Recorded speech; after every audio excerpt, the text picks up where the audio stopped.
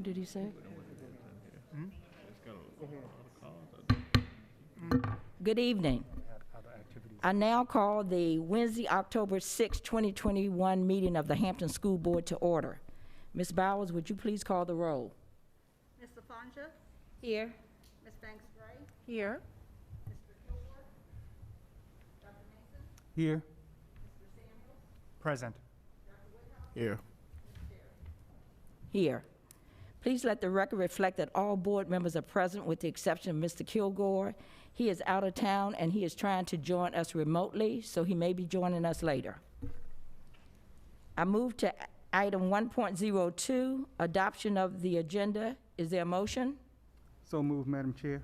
Second. It has been properly moved by Dr. Mason and seconded by Dr. Woodhouse that we approve tonight's agenda. Is there any discussion? Hearing none, Ms. Bowers, would you please call for the vote?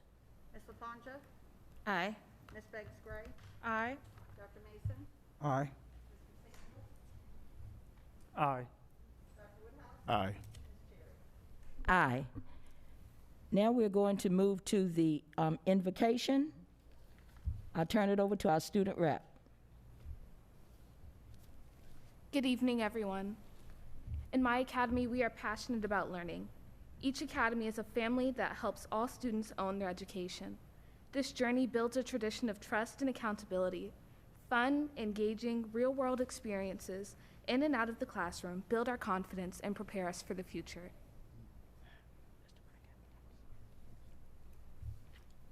Are you going to introduce the students? I don't have a list of the students. Okay, you're doing the invocation.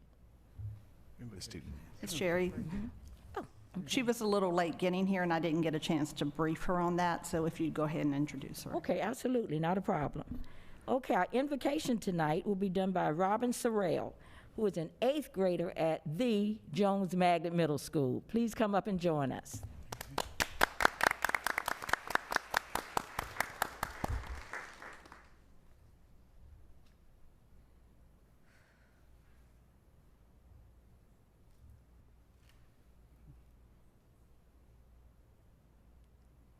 Please stand for the Pledge of Allegiance.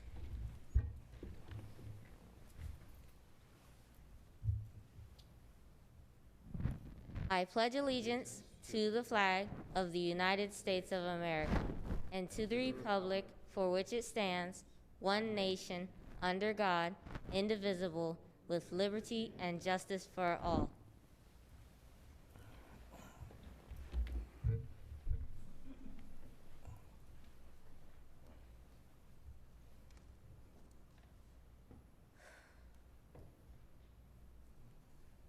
See It Through by Edgar Guest.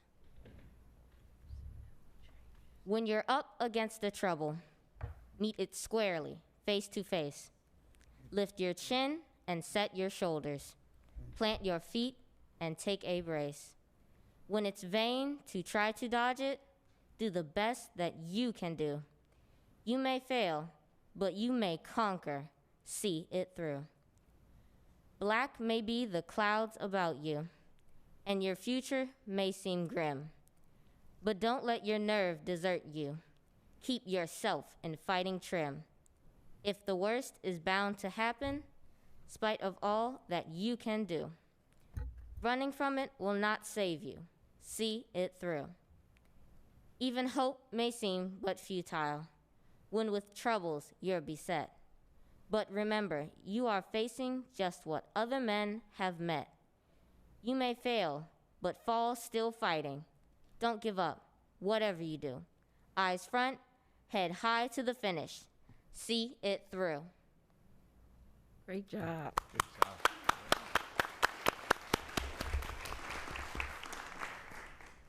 Thank you so much. Now, I'm going to ask you a couple of questions, okay? Yes, How's school going so far? it's good. Really? Yes. I'm glad to hear it. We're all glad to hear that, right, Dr. Smith? Absolutely. Do you have some favorite subjects? Yes, I really like science. Oh, Excellent. wonderful. So do you have anyone here with you today that is being supportive of you, giving Yes, the I have invocation? my parents. Would you like to introduce them, please? Yes. My mother, Please stand.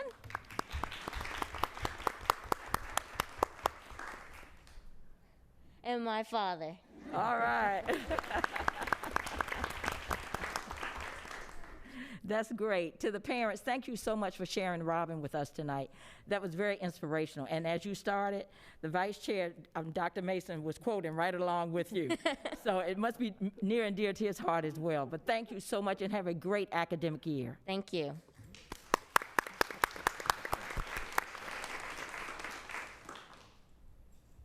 Now, Robin, do you have another supporter who's here, maybe from your school?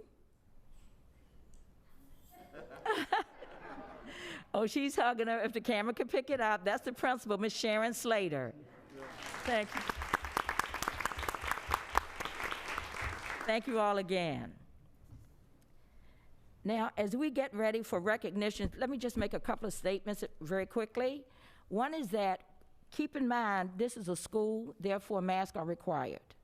If we see that you're not wearing a mask, I will contact security who's standing there, and you will have to be escorted out because we have to keep everyone's safety in mind. And as I'm looking right now, I don't see anyone without a mask. Okay, let's keep moving. Now, before we get to our official recognitions, there's a very special recognition we're doing tonight, and I'd like to call on Miss Darlene Walker. Ms. Walker, if you come up and just stand right here, there's a spot, there's X, for you to use this boom mic, okay? Ms. Walker is president of the Hampton Roads chapter of the National Black Child Development Institute, and we're happy to have her. You can come up so you can hear the mic. Okay. Step up. This is good.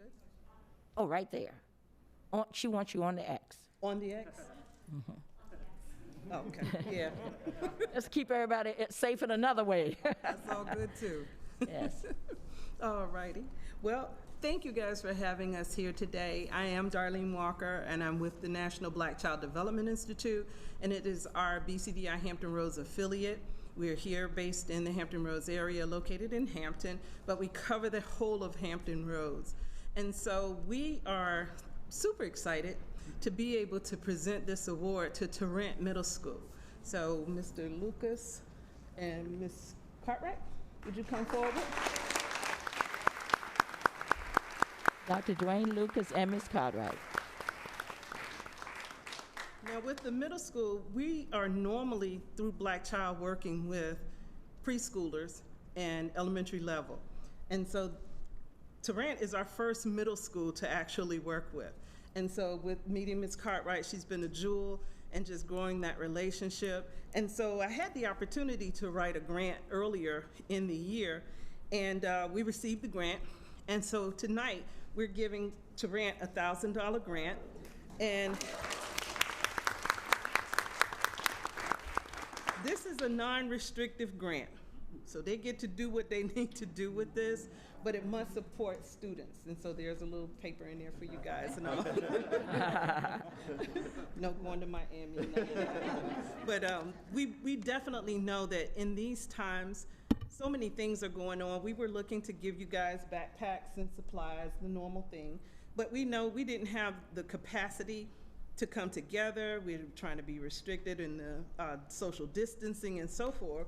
And so the national office gave us approval to give you guys the money and let you go do what you need to do to support our children, because we know that they need more than just some pencils and a notebook and a backpack. So here you go, and everything is inside. Wow.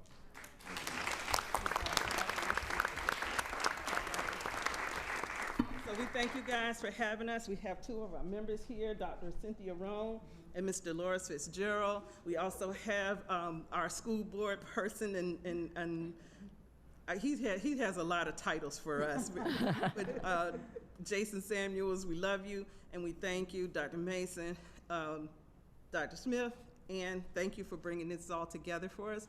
And we have some other information that we'll share with you guys a little bit later, because they're also going to get books for all of their 6th grade level children. And so we'll be working that out so they get the additional books. We're promoting literacy.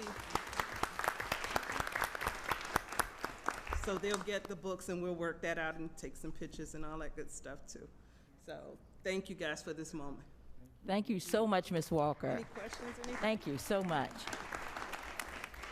And you know, I'm sure Principal Dwayne Dr. Lucas will be excited to figure out what they're going to do with those funds. And a special shout out to Ms. Cartwright, who she said had been working with her as the parent involvement facilitator at the school. We really appreciate that. It's always really refreshing to hear people come before us who have something positive to bring. You know, it's easy to bring something negative.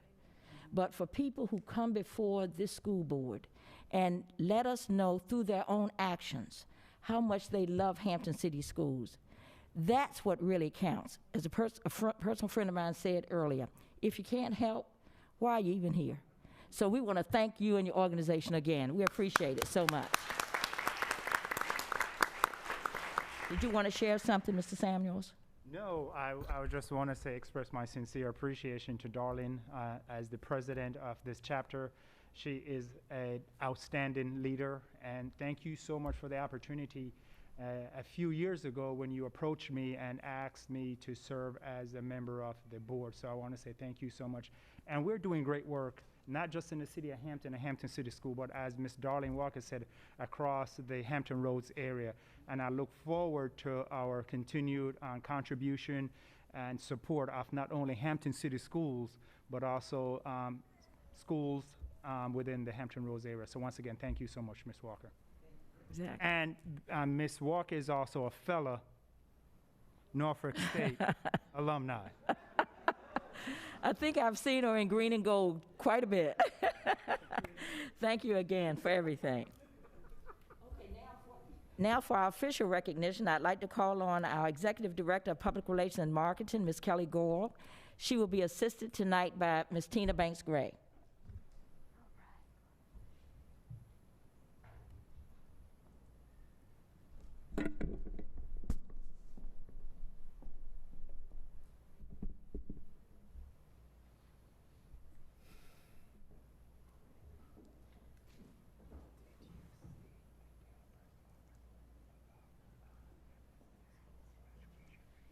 Well, thank you so much, Chairwoman Cherry, Vice Chair Dr. Mason, members of the school board, Superintendent Smith, and members of the Hampton City Schools family. At this time, we have Ms. Banks-Gray here at the microphone, and she's going to assist in our recognitions.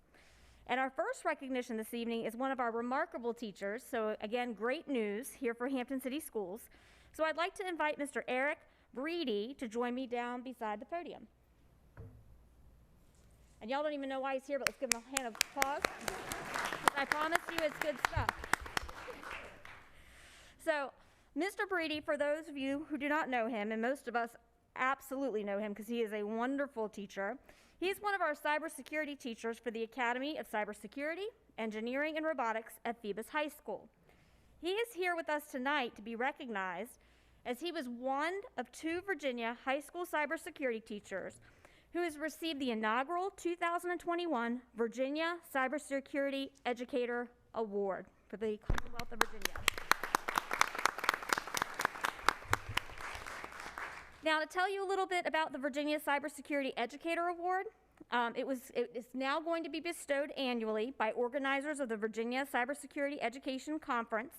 It recognizes excellence in cybersecurity education, and this award acknowledges not only the incredibly hard work and achievements of the recipient, but also looks at the success of their students under their watch. And he's definitely had several hundred students, if not thousands, under your watch, correct?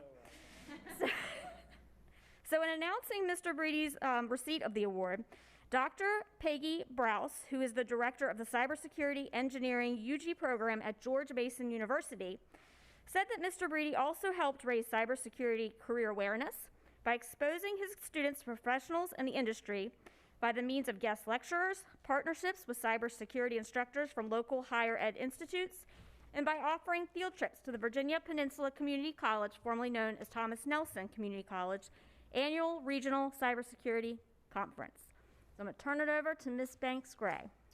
Now, thank you so much, Ms. Gore. Now, Mr. Breedy, as an actual current member of the Career and Technical Education Advisory Council, I am thrilled to recognize you this evening, sir.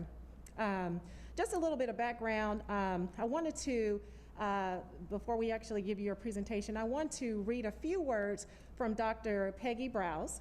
She said, Dr. Mr. Breedy goes beyond teaching technical skills and works to make connections to social and ethical aspects of cybersecurity, showing both sides of the coin, offense and defense, just like my Dallas Cowboys. FYI. Had to throw that in there. He uses sorry, off script, I'm sorry. Sorry, off script there. He uses the wealth of personal human resources and events in Hampton Roads to help the students that see themselves as professionals in the field of cybersecurity. Opportunity leads to interest, and interest leads to success. Mr. Breedy, on behalf of Chair Cherry, Vice Chair Dr. Mason, the Hampton City School Board, and our Superintendent, Jeffrey Smith, Dr. Jeffrey Smith, it's an honor to present you with this certificate. So let me give you your little nice certificate, sir. Hold on one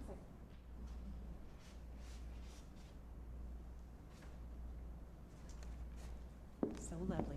So his certificate says, Certificate of Achievement from Hampton City School Board. Congratulations. This certificate is proudly presented to Eric Breedy, Phoebus High School Cybersecurity Educator Award. Congratulations, sir. Thank you. Congratulations. Before you leave the stage, halt. Stay right there. And then also, if we have any Phoebus Phantoms, any administrators or family that's here to support, Mr. Breedy, could you please stand up to be recognized this evening?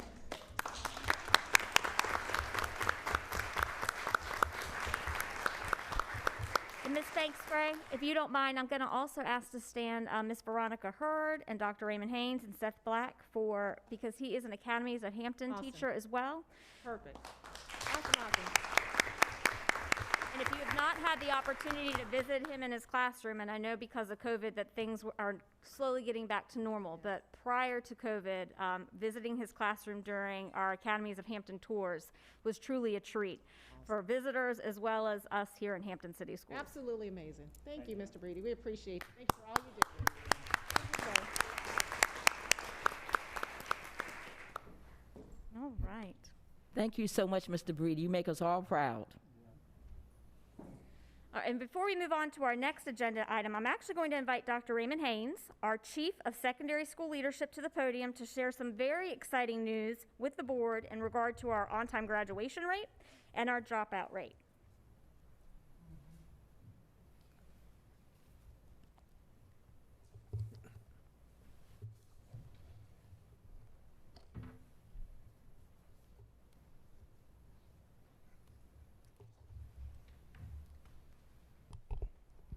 Have to make all these adjustments when you get a certain age, take the glasses off and everything. Good evening, Chairwoman Cherry, Vice Chair Mason, members of the board, Dr. Smith, and the Hampton community. I am excited this evening to share some great news in regards to our on-time graduation rate and the work that went into it and all the folks who are here who helped to execute the plan. So I kind of want to start off with a quote by Simon Sinek. He says, "Greatness starts with a clear vision of the future." Greatness starts with a clear vision of the future. We are very fortunate to have a visionary leader in Dr. Smith leading Hampton City Schools. In 2015, Dr. Smith had a vision of greatness for Hampton City Schools. In the recently published article regarding Hampton City Schools making history with the highest on-time graduation rate and the lowest dropout rate to date, Dr. Smith makes this statement, and I quote, "In 2015, we set a student achievement goal that by 2020, 95% of each graduating class will graduate on time with a diploma and credentials that verify they are prepared to succeed in the economy and the community. Today, we can proudly share that this is the second graduating class to actually exceed this goal. Again, greatness starts with a clear vision of the future, and we certainly thank Dr. Smith for his vision and leadership.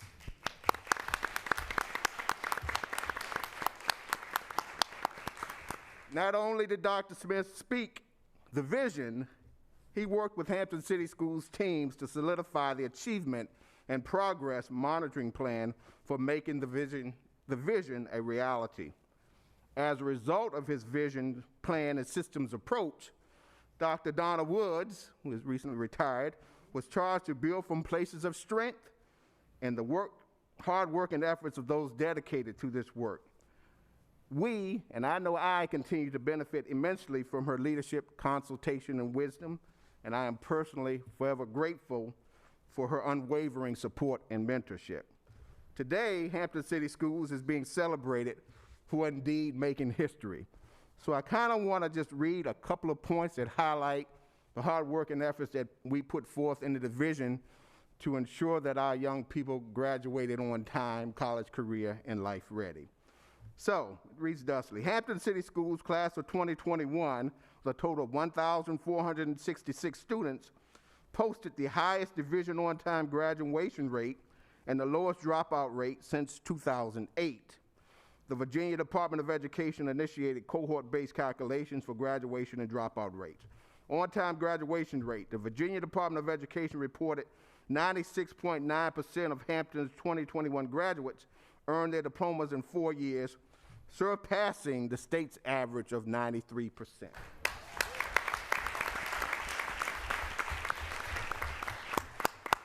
Hampton's on-time graduation rate is the second highest on-time graduation rate in the region. Also, Hampton has the second highest rate in the Commonwealth of Virginia when compared to schools that have between 500 and 5,000 students in the class of 2021.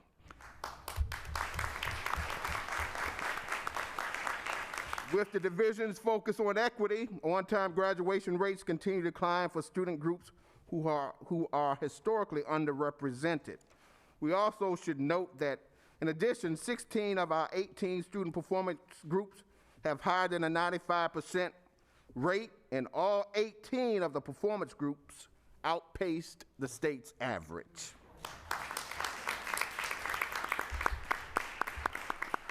We also understand that when we're calculating overall rates that they sort of take out the GED and other variables with that, but students who earn a high school equivalency certificate, such as a GED or complete high school without earning a diploma, are not included as graduates in calculating on-time graduation rates. But Hampton City Schools is proud of our students who graduated on time with a diploma, as well as our students who earned a GED or a certificate of completion. So our completion rate for all students for the class of 2021, including diplomas, GED, certificates of completion, is 97.6% compared to the state's average of 93.72%. What I think is critically important to note is the dropout rate. The dropout rate for the class of 2021 in the Commonwealth of Virginia, the dropout rate for the class of 2021 in the Commonwealth of Virginia is 4.3%. Hampton's 2021 dropout rate is 0.3% compared to what the division's dropout rate was in 2008 at 14.1.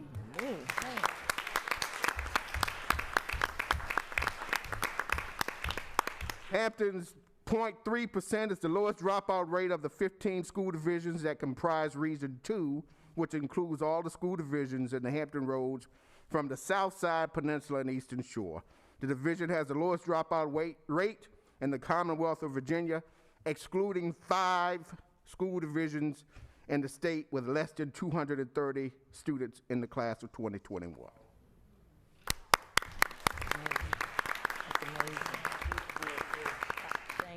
Keep with the theme of the vision. Bill Hybels said, "Vision is a picture of the future that produces passion."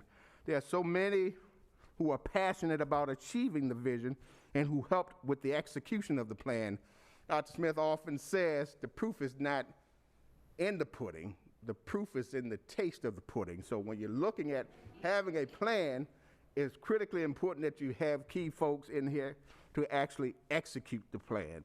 So we certainly want to acknowledge all 4 high schools and the Alternative Learning Center. At Bethel High School, the home of academic excellence led by Mr. Ralph Saunders, his academy principals, and Ms. Kakita Davis was the graduation specialist at the time. We certainly want to acknowledge the team at Bethel High School to please stand at this time.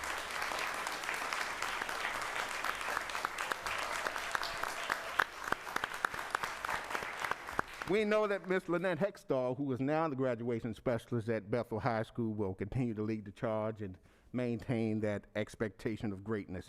At the Hampton High School, where the legacy of excellence continues, led by Ms. Shamika Pollard, the academy principals, and Mr. Melvin Brown, the graduation specialist. Certainly want to have them stand and be acknowledged at this time as well.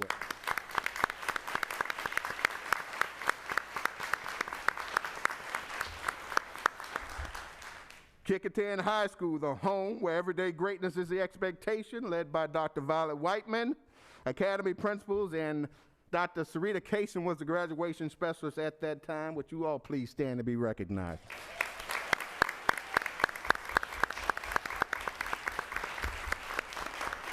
Again, we recognize that Ms. Kakita Davis, who was formerly at Bethel and now a Kickingham Warrior, will continue to lead the charge in the expectation of greatness there as the graduation specialist.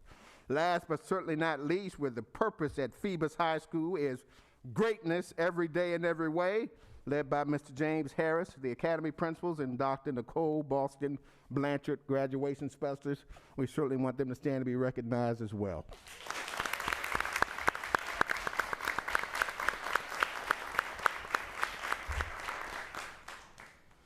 We also know that there were other folks who were part of this process in making certain that these results were or came out the way that they did. I would be remiss if I didn't mention Ms. Linda Dietz, the Supervisor of Research, Accountability, and Data Management, Ms. Amber Brown, the Director of Secondary School Leadership, and of course, Ms. Veronica Hurd, who makes certain that all the work we do centers around the Hampton Portrait of a Graduate. So if the three of them would stand to be recognized as well.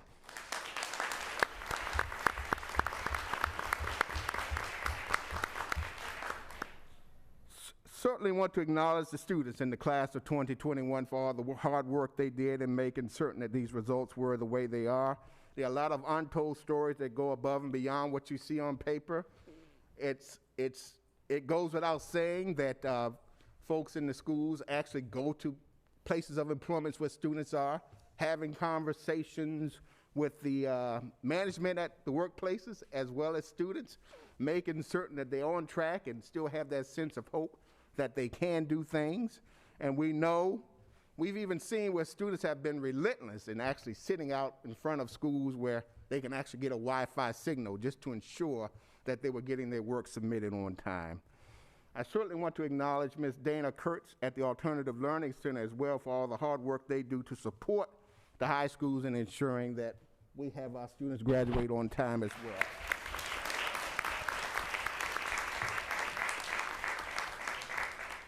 Now, as the Chief of Secondary School Leadership, I consider it an honor and a privilege to work alongside such an esteemed group of individuals who exemplify what it truly means to say, or when we say every child, every day, whatever it takes. I certainly want to say thank you to the Hampton City Schools School Board for embracing and supporting Dr. Smith's vision. I certainly would be remiss again if I didn't mention the class of 2021 making this mark in history included Mr. Samuel's daughter, my daughter, Ms. Hurd's daughter, and other folks in here who may have children graduating in that class as well. Yes.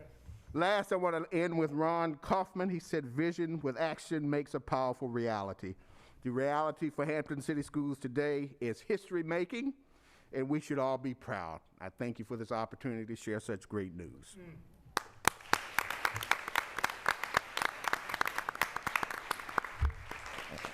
And Madam Chair and members of the board, if I could just take the privilege to also acknowledge Dr. Haynes for his outstanding leadership as the Chief of Secondary Schools. Would you kindly join in with the Superintendent in acknowledging his exceptional leadership? Thank you, Dr. Haynes, in this regard.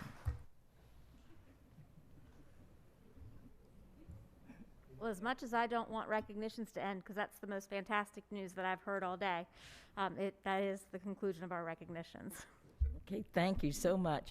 Let me tell you, it was like sitting here watching the Academy Awards, except we were winning all the awards. We won in every category, did we not?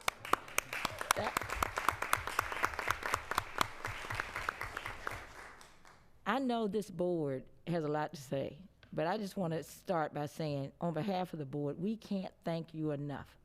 We really cannot. You all have knocked it out of the park. And everything people are hearing about Hampton City Schools is true. We've got caring teachers, we've got caring administrators, and we've got a leader who has a vision and has put forth that vision that people not only bought into, but believed and fought for. So I just want to say, you all are amazing, and don't let anybody tell you anything other than that. Thank you again.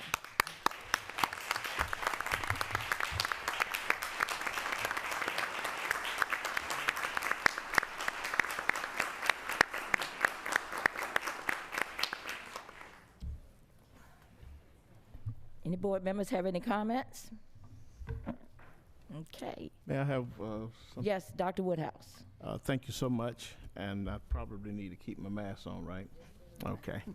But Dr. Haynes, Dr. Smith, and even Dr. Woods, who was a part of this, with all of the board's staff and Dr. Smith's staff and high school staff also.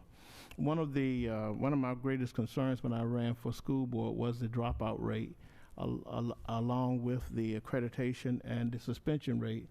And I must say that that this school system has come a long ways, and we are blessed to have someone of Dr. Smith's caliber and his initiative, and to motivate the teachers, the principals, the board members, staff members rather, and even our students. We can say that we're one of the greatest school systems in Virginia. I'll say in Virginia and abroad.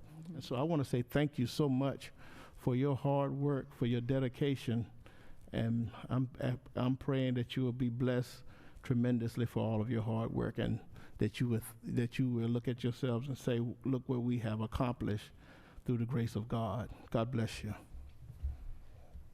Thank you, Dr. Woodhouse. Very well said. Any other board members? Chairwoman, Chair. Yes, Mr. Samuels. Say just one thing. And in reference to the accomplishments, mind you, this was accomplished during a pandemic. Absolutely. And I can speak from a perspective as a parent, seeing my daughter, who is the member of the class of 2021 for 16 months, not able to experience teaching and learning in the classroom setting and in person, and having to do this virtually with a monitor, and seeing the compassion that the teachers expressed through that monitor, ensuring that not only my child was engaged, but also other students within her classroom were engaged. And I also observed how supportive the children were of each other, where if a child was experiencing some deficit in an area, I personally saw where either my daughter would pick up the phone and call that other student, or if Alana was experiencing some deficit in math or so, Malcolm Richardson would call, and that is Dr. Richardson's son, would call Alana and say, let's work through this. And that is, as Dr. Smith alluded or shared when we first interviewed him in 2015, the systems approach. It requires us to be working from a place of strength to support each other. And that vision that Dr. Smith has are shared with us in 2015-2014 school year about that systems approach and working from places of strength has now flowed down even to the students, where they are supporting each other to make sure that they pull each other up instead of tearing each other apart. And I so appreciate the experience that not only my child had, but also the other students. For example, and I know the president of Thomas Nelson is here, and Dr. Tawana, and also the experience that my child has through the virtual learning at Thomas Nelson, which basically strengthened her experience in the teaching and learning. So Dr. Smith, not just within the school community, but also extending your vision outwards to our local community college and so forth, to make sure that our students are not only life and career ready when they leave our walls or leave our virtual screen. And I just want to express my sincere appreciation to everyone, and I'm not going to exclude my man, Dr. John Caggiano, Director of Curriculum. He deserved accolades also, because as he was an instrumental part of designing that curriculum. So Dr. Caggiano, Dr. C, much respect to you, man, for working along with Dr. Haynes and so forth to making this a reality. So thank you all so much. And I know I was long-winded, but I had to say thank you all. Thank you, Mr. Samuels. No, you know, when you're telling the truth, you can be long-winded. And that was awesome. And I'm so glad that you mentioned that it was during a pandemic, because generally what people were offering up during a pandemic were excuses. And we didn't do that. And not only did we meet the charge, we exceeded the charge. So I think that is, again, just phenomenal. Any other board members have any other comments?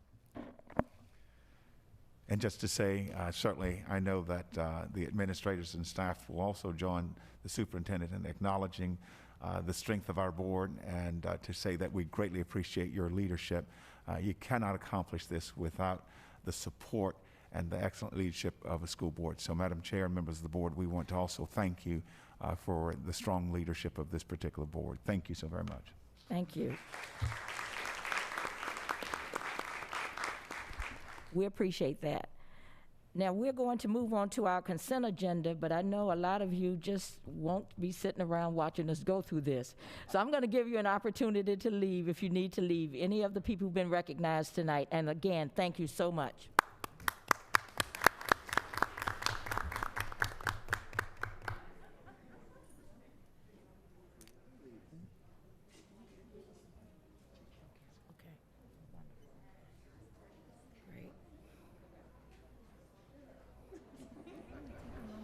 Apologize for my tardiness. I am so sorry. No, I know no that it's problem. not a healthy reflection of how I'm supposed to be. I wouldn't worry about it. You're here.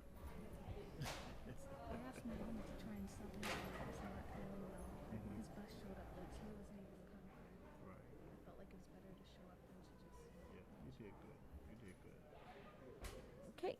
Moving on with our consent agenda, which consists of item 3.01, personnel report number 21-18, 3.02, minutes of the school board meeting of September 1, 2021, and 3.03, certification of the closed session of September 1, 2021. Do I hear a motion to approve tonight's consent agenda? So moved. It has been properly moved by Ms. Tina Banks Gray and seconded by Dr. Mason that we approve tonight's consent agenda. Is there any discussion from board members? Hearing none, Ms. Bowles, would you please call for the vote? Ms. Banks Gray, Aye.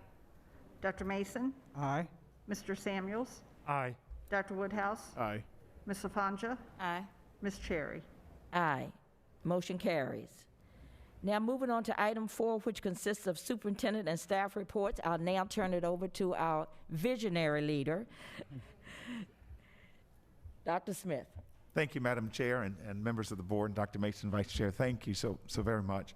At this particular time, I'm going to invite and ask Dr. Haynes, Dr. Raymond Haynes, to come forward, our Chief of Secondary Schools, and I think he is going to be joined by Ms. Veronica Hurd. And really, as you will recall as a board, that, and certainly our viewing audience, that April of 2017, we were designated as a forward next generation learning community.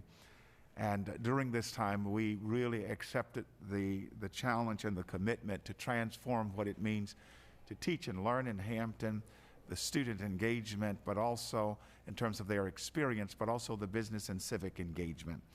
And so we moved from 4 pocket academies to 16 wall-to-wall, 18 career pathways.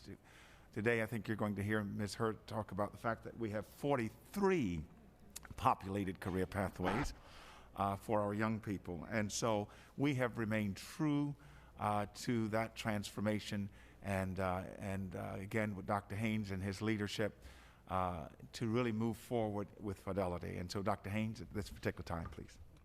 Good evening again, Chairwoman Cherry, Vice Chair Mason, members of the board, Dr. Smith, and the Hampton community. We're pleased to come before you this evening to provide you with an Academies of Hampton update, My Future, My Journey. So this evening, we will take you through the presentation by discussing the transformation, transforming teaching and learning, transforming the secondary school experience, transforming business and civic engagement, discussing next steps, and the ask of the community that we'll have towards the end. I certainly want to share that we are continuing the course and making certain that we stay the course in regards to this transformational process. Despite the pandemic, we've continued with the work and the promise and commitment that we have made to the community, and most importantly, to our young people. So I'm going to ask Ms. Tamia Kelly to join me in the brand promised once again, because this is the mantra upon which we stand with the Academies of Hampton. So if you'll join me at this time in reading that brand promise. In my academy, we are passionate about learning. Each academy is a family that helps all students own their education. This journey builds a tradition of trust and accountability, fun, engaging, real-world experiences in and out of the classroom, build our confidence, and prepare us for the future. Thank you, Tamia. That is something that we want to be embedded in our young people's minds, and them being able to recite that brand and that promise and commitment that we have made to them. As you know, you all have seen this countless amount of times and looking at the multiple exit points upon which the My Future, My Journey Academies of Hampton is all about. So as you look at that, you can see that the multiple exit points speak to being prepared for college, career, and life altogether. At this point, I want to pause and acknowledge members of Hampton City Schools in the transformation process and the Academies of Hampton team members, if you all would stand at this time.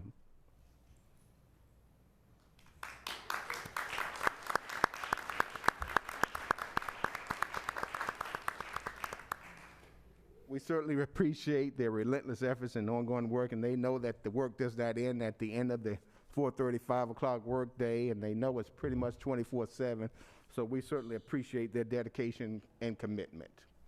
So also, as you know, everything we do is centered around the Hampton's portrait of a graduate, and as I said earlier, it is our promise to our young people.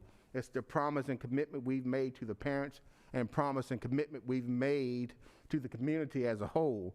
So we want to make certain that this is totally embedded in our graduates as they walk across the stage, and want to be able to ask them, did we keep our promise to you? Did we graduate you based on the profile of a Hampton graduate?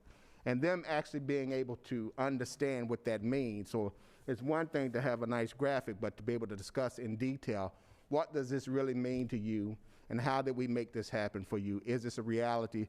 Do you feel that you are prepared for college, career, and life, leaving Hampton, Bethel, Kecoughtan, or Phoebus? At this point, I'm going to turn it over to Ms. Hurd, our Academies of Hampton Director. Thank you for the opportunity. Chairperson Cherry, Vice Chairperson Dr. Mason, school board members, Dr. Smith, and the Hampton community. I am elated to be here with you all today. I did hear you just say, Chairperson Cherry, that long-winded when we are celebrating good things, so I hope this is long-winded enough for you all to hear the great things that we're doing. But I did want to center the conversation, and it is basically how the poem ended before. And eyes front, head high to the finish, see it through. And that's exactly what we are doing when we're transforming Hampton City Schools. The pandemic, the other things that are happening outside of our buildings, we know we will see this through, because each and every one of our young people deserve for us to uphold not only our brand promise to them, but our commitment that they will leave Hampton City Schools the portrait of a Hampton graduate. So everything that I will share with you today is how we are staying not only the course and afloat, but propelling forward with force to make this happen, because time did not sit still during that pandemic. Young people still graduated, young people were still entering into our division, and we will uphold our commitment to each and every one of them.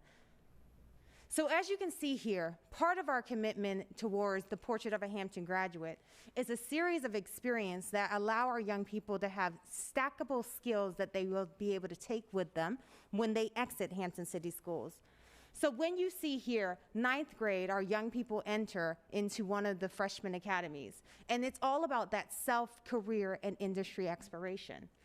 In the experiences, they have in-the-school experiences, but they also have out-of-school time experiences to emphasize the things that they were learning or continue to learn during the school time. You can see that the continuing continues on. And our commitment to our young people was, even during the pandemic, that we would uphold our commitment to our young people. So the thing was, yes, it may look differently, and it challenged us to think outside of the box, but we made it happen. So above you will see that we offered virtual experiences for our young people. We had a virtual career expo, a virtual commitment to graduate event. We had virtual site visits. We had virtual guest speakers. We brought the virtual elements and utilized them through not only immediate technology advances, but we were able to introduce our young people to people that maybe they would not have met face-to-face because distance was between them. So we took advantage of the virtual spaces that allowed us to see things differently and to think outside the box. But in addition to that, as we started to open back up and we had a hybrid model, we had the opportunity this summer to have an in-person summer bridge where our young people came and they built those relationships, they interacted with their teachers and peers, and they got to start dispelling some of the myths of the things that make them nervous when it's transitioning back to high school or transitioning to high school for the first time. In addition to that, and you may have seen in the news, we had the opportunity for the young people to experience the Summer Business Institute, where they were solving real-world problems that were faced or continue to be faced by our business community. In addition to that, with Mr. Samuel's support, we were able to pay young people for summer youth employment opportunities that were aligned with their academy of choice. So as we continue to look ahead, we're not stopping. We won't stop tomorrow. We're not stopping the next day or the day after that. We will continue to make sure this happens for our young people. This year, we are going to continue with the My Future, My Journey career exploratory program, and we will ensure that the work-based learning continuum reaches the students as we are committed to make it happen. So we're continuing to move ahead. The floating classroom continued during the pandemic. Yes, it looked differently, but it created an opportunity for us to have classroom integration that was equity-driven approach simply due to the fact that young people had the opportunity during the school time to learn that also spilled into the after-school hours to re-emphasize that learning. As you can see here at Kecoughtan High School, through the Academy of the Architect, Environment, and Engineering, young people had the opportunity, which was ingrained into their curriculum, to learn through dissection, where Captain Irving was flying in a plane and dissecting an eyeball. I don't know, but that's what happened, right? But not only that, they had the opportunity to have eyeballs with them, as it sounds really technical. It's a better way of saying it. But basically, they had an eyeball, and they were able to model what Captain Irving was doing inside of the classroom. That doesn't happen every day, but it does in Hampton City Schools. In addition to that, we had the opportunity to partner with Freshman Academy at Phoebus High School, along with the University of Florida. And our young people had the opportunity to start learning how to invest their money now instead of later. So they learned about the difference between renting and leasing. They learned about the difference of the psychology of marketing and sales. They had the opportunity to learn more about acquiring a vessel. They started learning this in 9th grade, so maybe they can start investing that summer internship money sooner rather than later. These are some of the things that were happening in Hampton City Schools during the pandemic or as we were transitioning back. Again, this just is an indicator of some of the experiences that continue to happen when Hampton City Schools came together, upheld our commitment to young people, but most importantly, we thought outside the box. The redesign frame consists of transforming teaching and learning, which ultimately means what and how our students learn in our buildings. It consists of transforming the secondary experience, what it feels like in our buildings. In addition to this, transforming business and civic engagement.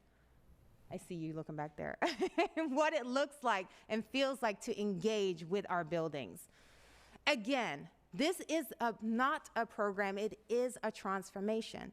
We are redesigning what it means to teach and learn in our buildings, and this will not happen overnight, but it is happening by looking at the structures that we have in place and then evaluating them to meet our current and future needs.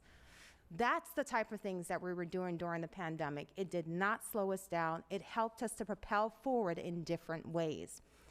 Transforming teaching and learning, looking at the professional development opportunities that we put in place for our teachers and others. So when you're looking at the transformation, again, the blueprint, there's various phases that need additional support or non-traditional support to help move the transformation forward.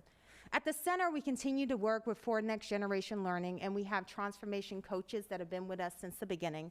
We also elicited the support for our master schedule. We also elicited the support for our communication strategy and how we can amplify and elevate our student voice and experiences. In addition to that, we're looking at our community-connected work-based learning continuum and how we create and sustain powerful partnerships. And finally, we're looking at the roles and responsibilities of our buildings and how they may have to evolve to meet the needs of the small learning community model.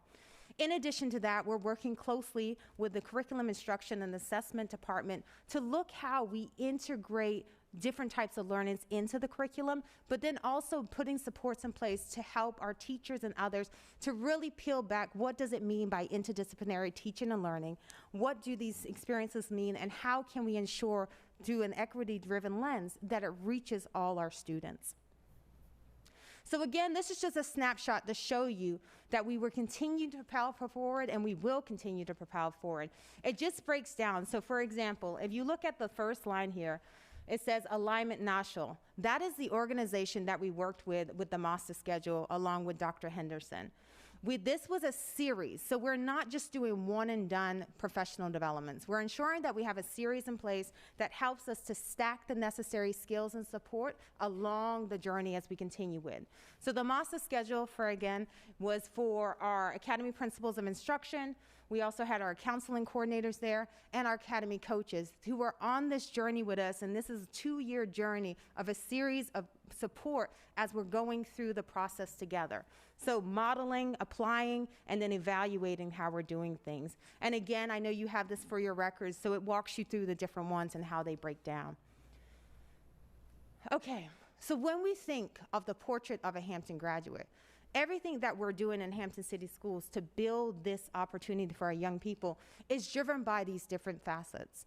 One of those facets being student voice and choice, community-connected partnerships. That is our foundation. So when you looked at the professional development opportunities that I just showed you, it's going to show you how those various entities build the foundation and the structure of our division. So student voice and choice, the foundation, along with community-connected partnerships. The master schedule is the frame of how we do things. If we do not have a strong frame that allows for cohort scheduling and for our teachers to meet and our students to travel together, then we do not have a small learning community model. In addition to that, if we do not create the opportunity for our academy leadership to have a better understanding of their role and how they support this type of model, then the structure of the home will not uphold itself. In addition to that, if we don't look at how, through our team-in model, we respond to the needs of our students in traditional and non-traditional ways, then the same problems will permeate our home, which we do not want in there. We also have, again, if we look at the windows into our home, the academy-themed interdisciplinary teaching and learning. If the instruction does not reach the theme of the academy, then we're just teaching the way we've always been teaching. So we want to make sure the lessons are not only flavored through the lens of the academy, but that our teachers, English, math, whatever the subjects that are on the team, they have the opportunity to learn how to reinforce each other's teachings in various ways. That's how we are trying to work with our academy teams to respond to the needs of the students, and then this instruction, how and what is delivered in non-traditional ways. In addition to that, if we're not upholding the work-based learning continuum, so those different industry skills that our business partners have told us that our young people should be able to do and have, then this is not the model that we are giving back to our community, and this is not the model that will allow our young people to graduate the portrait of a Hampton graduate. Most importantly, for me, I'm biased, and I know some of you all, especially you, right? If we do not create a space where we allow our young people to know that they have a voice of leadership, but we show them how to use that voice of leadership to produce cultural change in their environments, if we don't leverage that and teach each other how to do that, then when and how will our young people leave and take on our roles in the future? As Dr. Smith says, if not now, then when? If not us, then whom? So while our young people are in our house, the house of Hampton City Schools, we want to make sure they leave the portrait of a Hampton graduate through the structures that we're deliberately putting in place to make that happen. So transforming the secondary school experience through capital improvement. So now we have our house, right? Our house is up. We want to make sure it looks good, right? We all have our personal tastes, so we want to make sure things are relevant in that house. Research continues to show us that 21st century learning spaces, they have benefits to our students and students' outcomes, right? So 21st learning spaces, there's decrease in behavioral issues in the building, there's increase in academic performance, and student and staff relationships improve as well. So not only are we creating small learning communities through this model, we're also ensuring that we have industry-driven labs and spaces that allow our students to develop skill sets that are relevant in the real world, but we're also transforming them that have improved academic and behavioral and relationship spaces as well, all through this one model and approach. So thank you ever so much for your continued support to allow us to redesign the physical space as well as what the frame looks like upholding those spaces.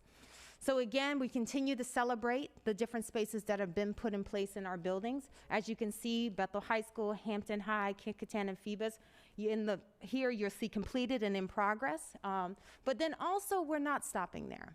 We have to continue to envision what these spaces will look like and feel like for our young people. And some of them are not easy. Some of them are more difficult than others. So while we have a course of action and a plan we're putting in place, we're looking at how can we get a recording studio at Hampton High School? What does it mean to have a black theater box at Kickotan High School? What is a co-creation media lab at Phoebus High School? Or what is that media lab at Bethel High School? We're trying to envision and imagine what those spaces could look like. We all know we're all not going to be here every day, every year, and things change. But what we want to make sure is that what we leave and hand off to the next person is part of a sustainability plan. So Dr. Haynes and Dr. Smith said, hey, let's make sure the capital improvement projects that we're talking about are part of the overall Hampton City Schools capital improvement plan that works in tangent with the city of Hampton, of course. So we are working with RRMM architects to go into our different high schools and to look at the possibility.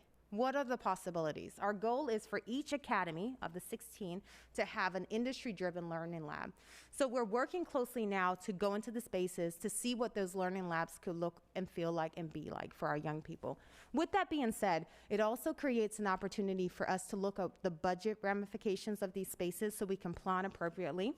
They allow us to see what they can be through a design portfolio, and they also allow us to have an implementation plan that'll go along with it that will be included in the capital improvement plan. So whether we're here or the next person here, we have the opportunity to continue the momentum that we're putting forward now. The backbone of this model, of course, is you all. our business and civic engagement partners. And so we want to make sure that we have a system of accountability and support in space to make sure that our young people are getting what they need, but then also so our business partners have the support and the integrated efforts that we keep telling them that they can have. So as you've been hearing this from some time now, we have a governance structure that oversees the academies of Hampton. We have a steering committee. We have an industry council that is forming. We are actually having an industry council meeting on October 18th, where we're going to pitch our need to the leaders of these industries and say, this is what we need from you all. How do we make it happen? That's not only just relevant for us, but relevant for you all. So if you would like to join that conversation, please let us know. We also have advisory boards supporting our building, and then we also have business partners that are integrating with our efforts. This is an ecosystem. It's an ecosystem of support around our young people. As you can see, the students at the center, the Portrait of a Hampton graduate is at the center of the system. Those who are closest to the student consist of the academy team, the academy leadership, the advisory board. We have the partners that are constantly circulating the system, but then the outside resources is the steering committee, industry council, and advisory boards. We are operating as a partnership, not only protecting the young person at the center, but it's through our efforts that the messaging that they receive will transform their futures. We can enhance that, and we know if we don't do it right, we can also hinder that. And I'm humbled by that. So what we do here to ensure that we have a positive ecosystem that surrounds our young people and the world of opportunity that awaits them is that we have a partnership integration model that we're putting in place, a sustainability plan. This sustainability plan helps us to support and manage current partners. It helps us to see our gaps and recruit future partners. This mosque, I'm doing it though. It helps us to measure and quantify partnership efforts, and ultimately it allows us to acknowledge and celebrate what we're doing as a community. Just here, this is just to show you that the business partnership oversight is a system that not only consists of the division, but it also consists of high school oversight as well. So from the external oversight for the division, of course, we have the steering committee, we have Dr. Haynes, we have myself, but then at the building, we have a system where the executive principal oversees the partnerships along with the academy principal, and of course, the coaches and the coordinators are the ones that nurture those relationships. I know some of you can definitely speak to this, that when we engage in partnership conversations, it's a relationship. It's person to person, it's ongoing, and it's a reflective process. I know some who were recently in a meeting with us could hopefully speak to this, that it's really about exploring, what do you need? What would you like to accomplish? This is what we're doing. How do we work together? It's hopefully seeing that it's creating opportunities to connect, to explore, to define, collaborate, integrate, monitor, measure, and celebrate. But again, it's this ongoing nurturing system where you have this space of transparency because we don't have all the answers, but together we can ensure that we get the answers, right? So this is the type of process that we're going through when we're looking at our relationships.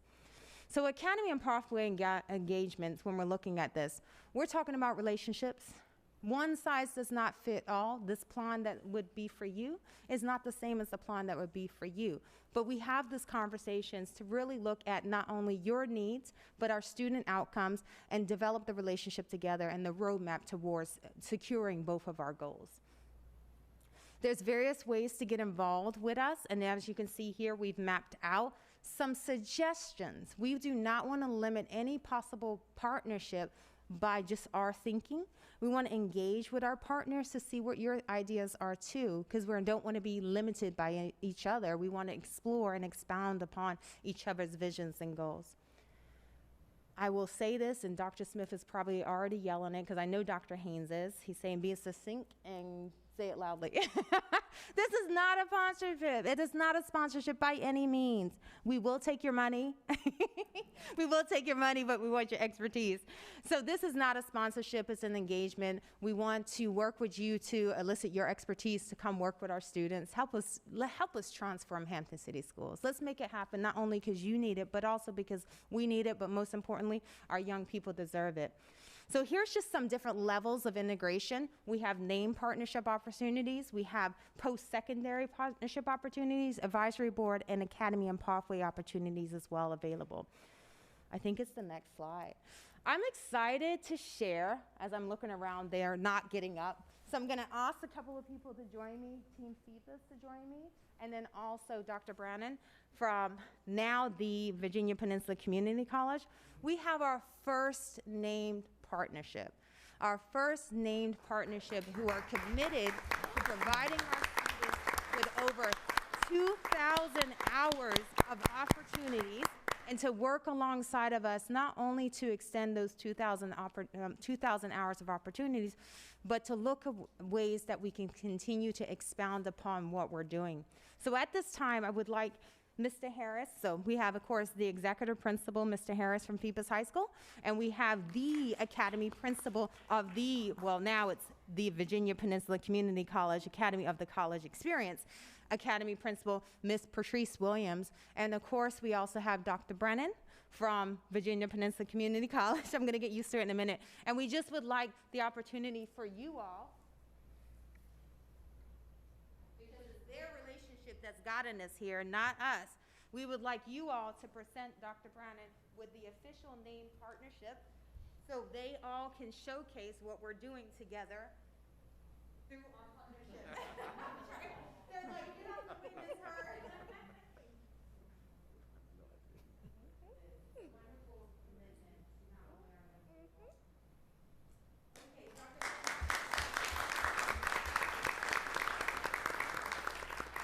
Thank you both. I appreciate you. So at this time, I am going to ask Dr. Brannon if you would like to say any remarks. You literally almost fell out of your shoe. Please. Well, thank you. This is exciting partnership, and don't worry, getting used to saying the new name, it's a lot, but we're working on it. But this is an exciting new partnership, and part of Virginia Peninsula Community College's new strategic plan is around powerful partnerships. And what is incredible about this partnership is it's powerful because we are all so aligned around doing what's right for students in this community and being excellent for people in this community. I had a conversation with a new staff member today, and we asked ourselves, like, who woke up to be mediocre today, right?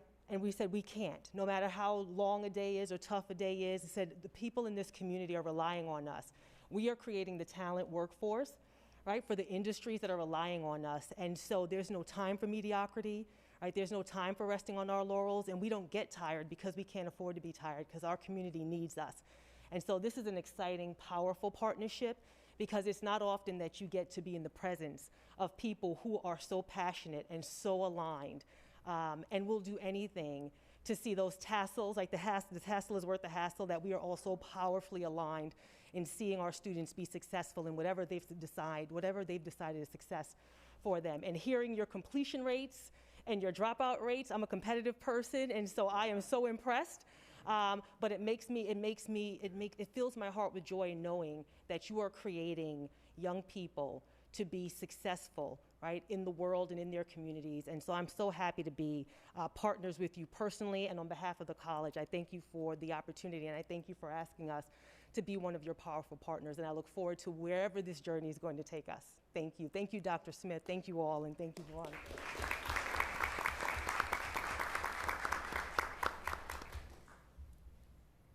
Okay.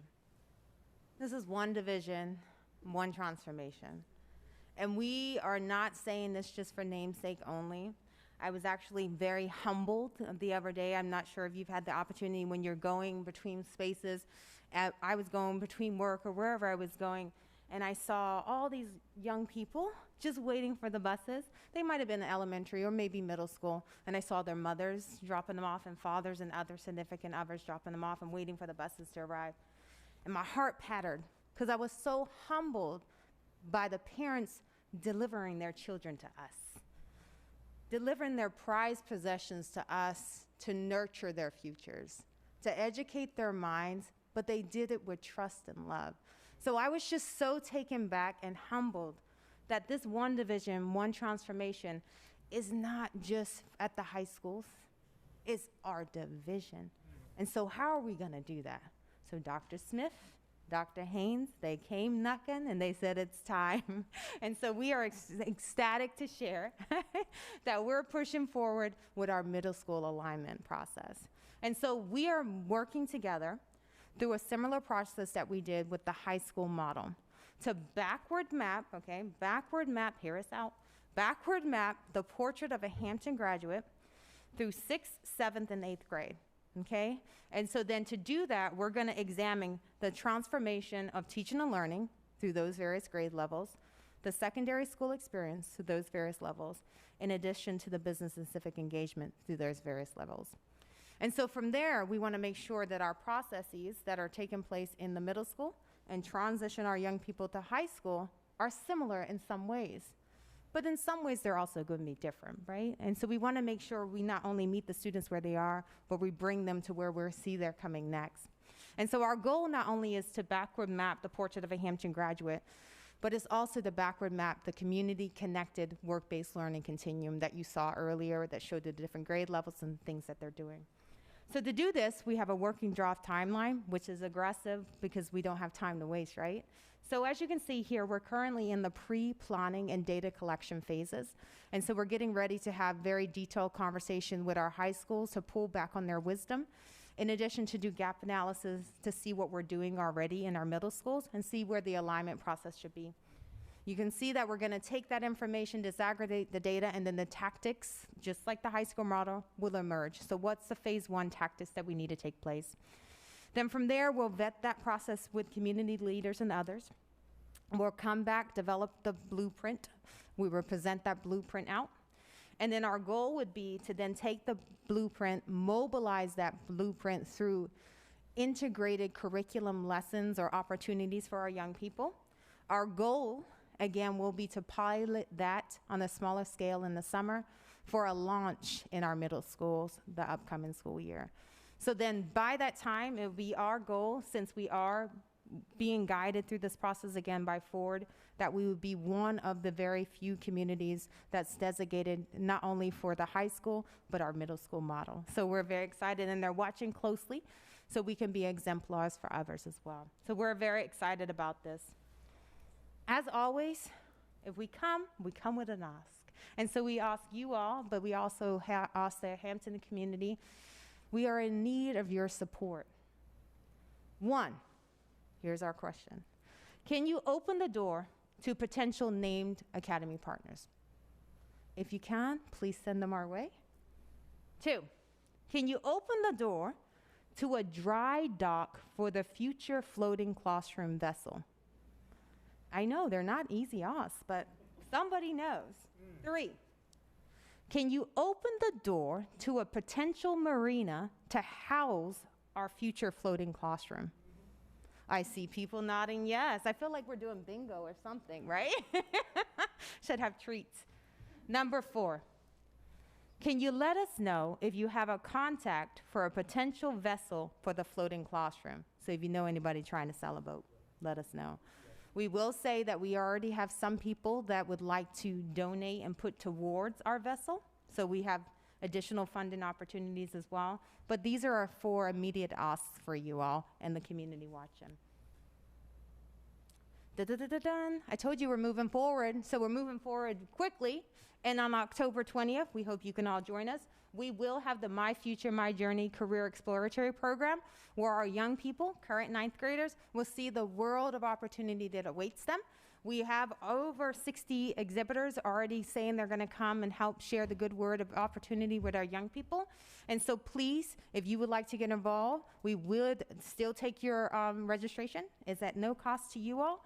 We just ask that you come smiley faces and just help our young people, our 9th graders, right, to know what's out there, how can they get there, and help them make informed decisions during their academy selection time that comes up in November. Again, we'd like to share and say thank you, to the Academies of Hampton Steering Committee, of course, our co-chairs, Dr. Smith and City Manager Bunting, for their ongoing support. We'd also like to thank you all. We know we would not be able to do it without your leadership. And we don't just say it because you're the school board. We say it because we mean it. You've been championing what we're trying to do here since it was before it's even got started. And you continue to champion what we're trying to do here and work alongside us to make it happen. So thank you ever so much for your ongoing support. It is leaders like you all who will make the way for us to make it happen. And so that doesn't go lightly when we say thank you for your ongoing support. And at this time, I conclude the presentation. Thank you. Dr. Okay. Haynes, come back, please. We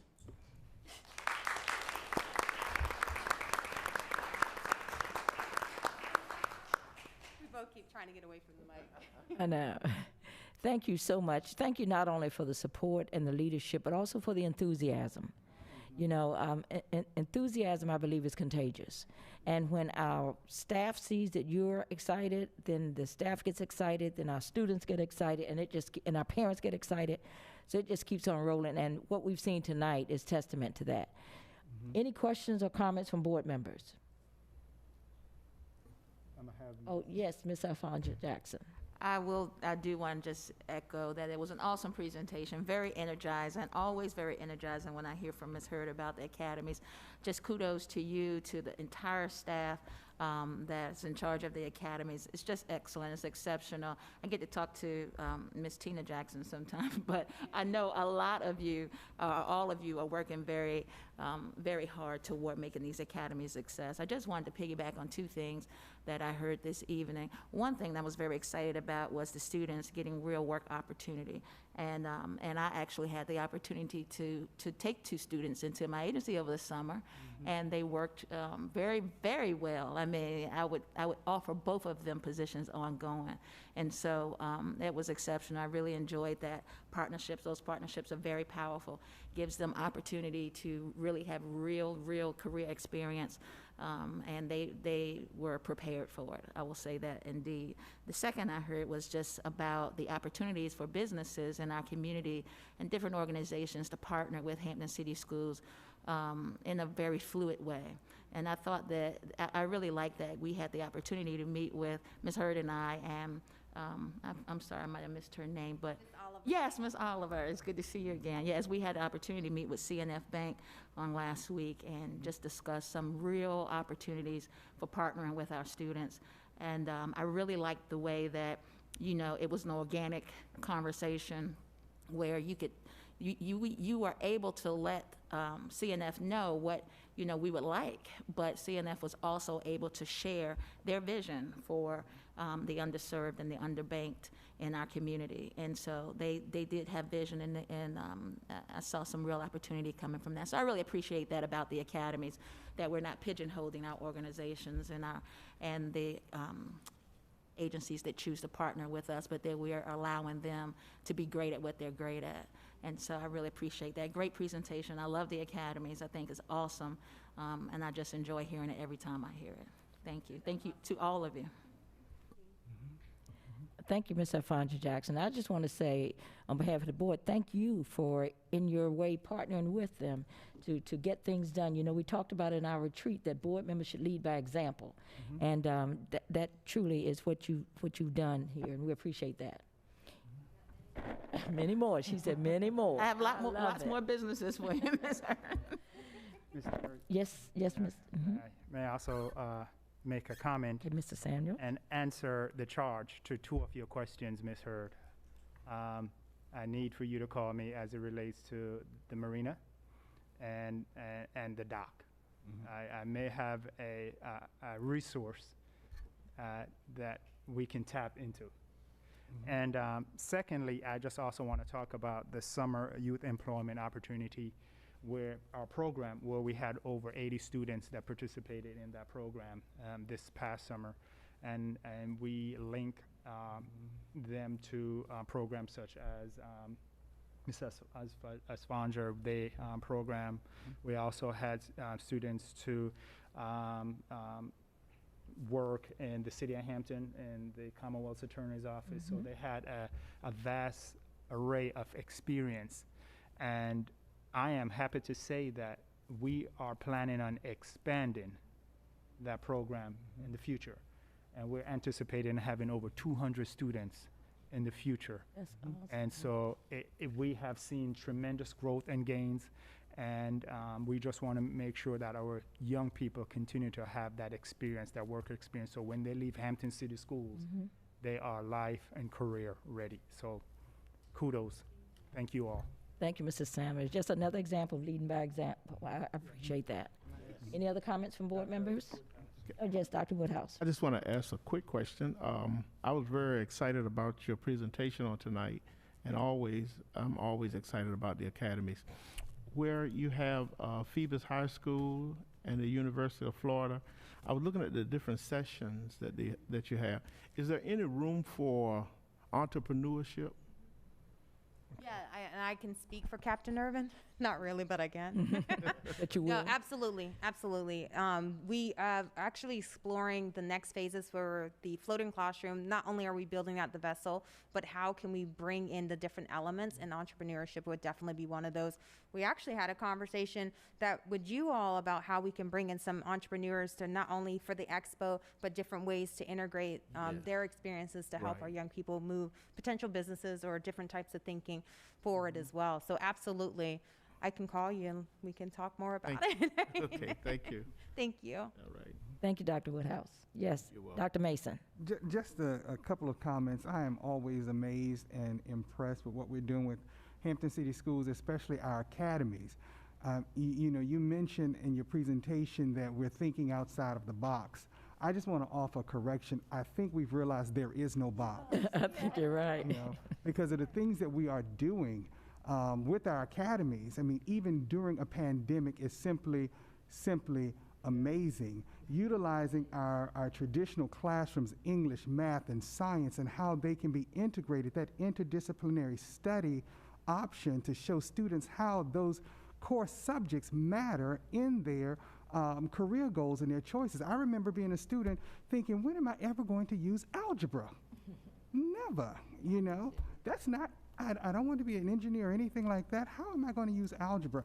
And giving them that option, really, really is going to be advantageous to them as they continue to move forward. And to see that we're now pushing down into our middle school and our elementary school, because truthfully, the portrait of a graduate starts at kindergarten.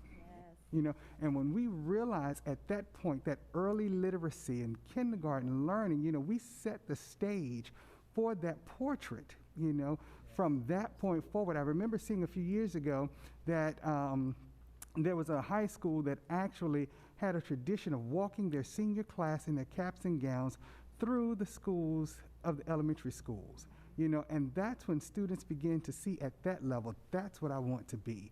That's what I want to do. And they begin to think about, that mortarboard, that gown, that tassel, even at that age. And so I think we just need to continue to teach our young people to dream no small dreams. And I think that portrait will continue to come alive even more than it has. So thank you all for your commitment, all of you working with our academies. You're doing a great job. Thank you. Absolutely. Thank you. Any more comments from board members? Thank you guys again. Dr. Smith, before you move on to your second report, I've got notification that Mr. Kilgore has joined via Zoom. So we're going to have to vote to get him into the meeting. How can we hear him, Mr. Reeds? Can he hear me? There you are. Can you hear me, Mr. Kilgore? Yes, ma'am. Okay. I need to ask the reason officially, Mr. Kilgore, you're unable to attend the meeting in person. That I'm on business travel. Okay. And you're out of town? Yes, ma'am. Okay.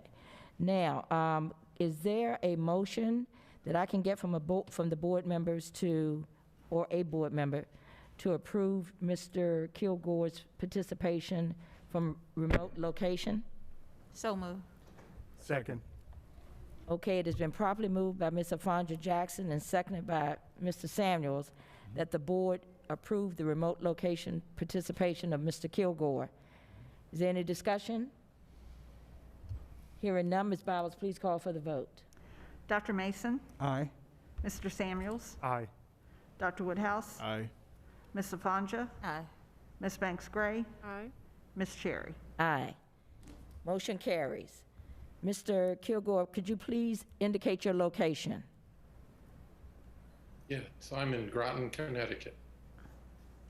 Thank you. Motion is approved, and we can move forward with our meeting. Thank you for joining, Mr. Kilgore. Thank you. Thank you, Madam Chair and members of the board. At this time, we will continue then in terms of superintendent and staff reports.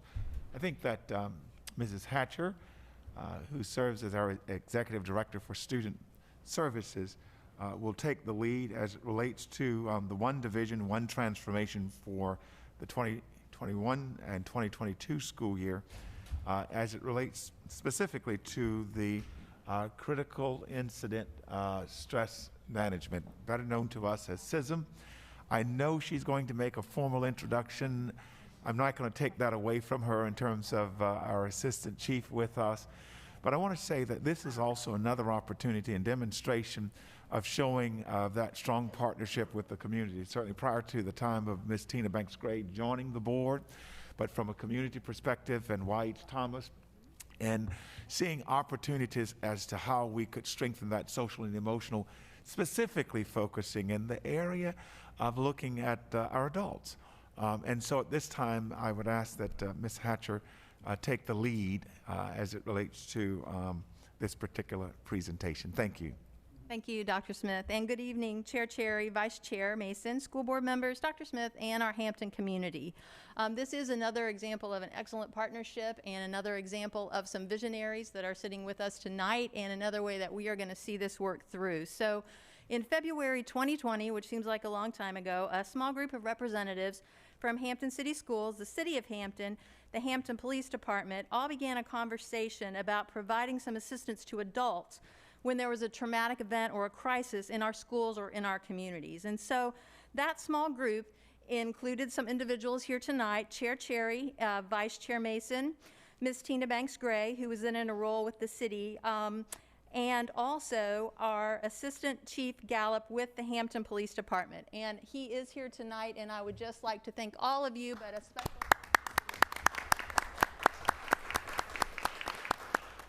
he met with us not only then, but several times he's met with Ms. Ruth and I and really been a great support and help. So the catalyst for the conversation that day was really several traumatic events that had already occurred in schools and in our community and in a short period of time. So it became apparent that while we do have some processes in place for our students, we really hadn't been intentional about those processes for our grown-ups. And knowing that, as Ms. Hurd said, that those are the people taking care of the most precious gifts in our community, we want to make sure that they are also taken care of. So Chief Gallup did give us this model that I'm going to share our Hamptonized version of that tonight with you.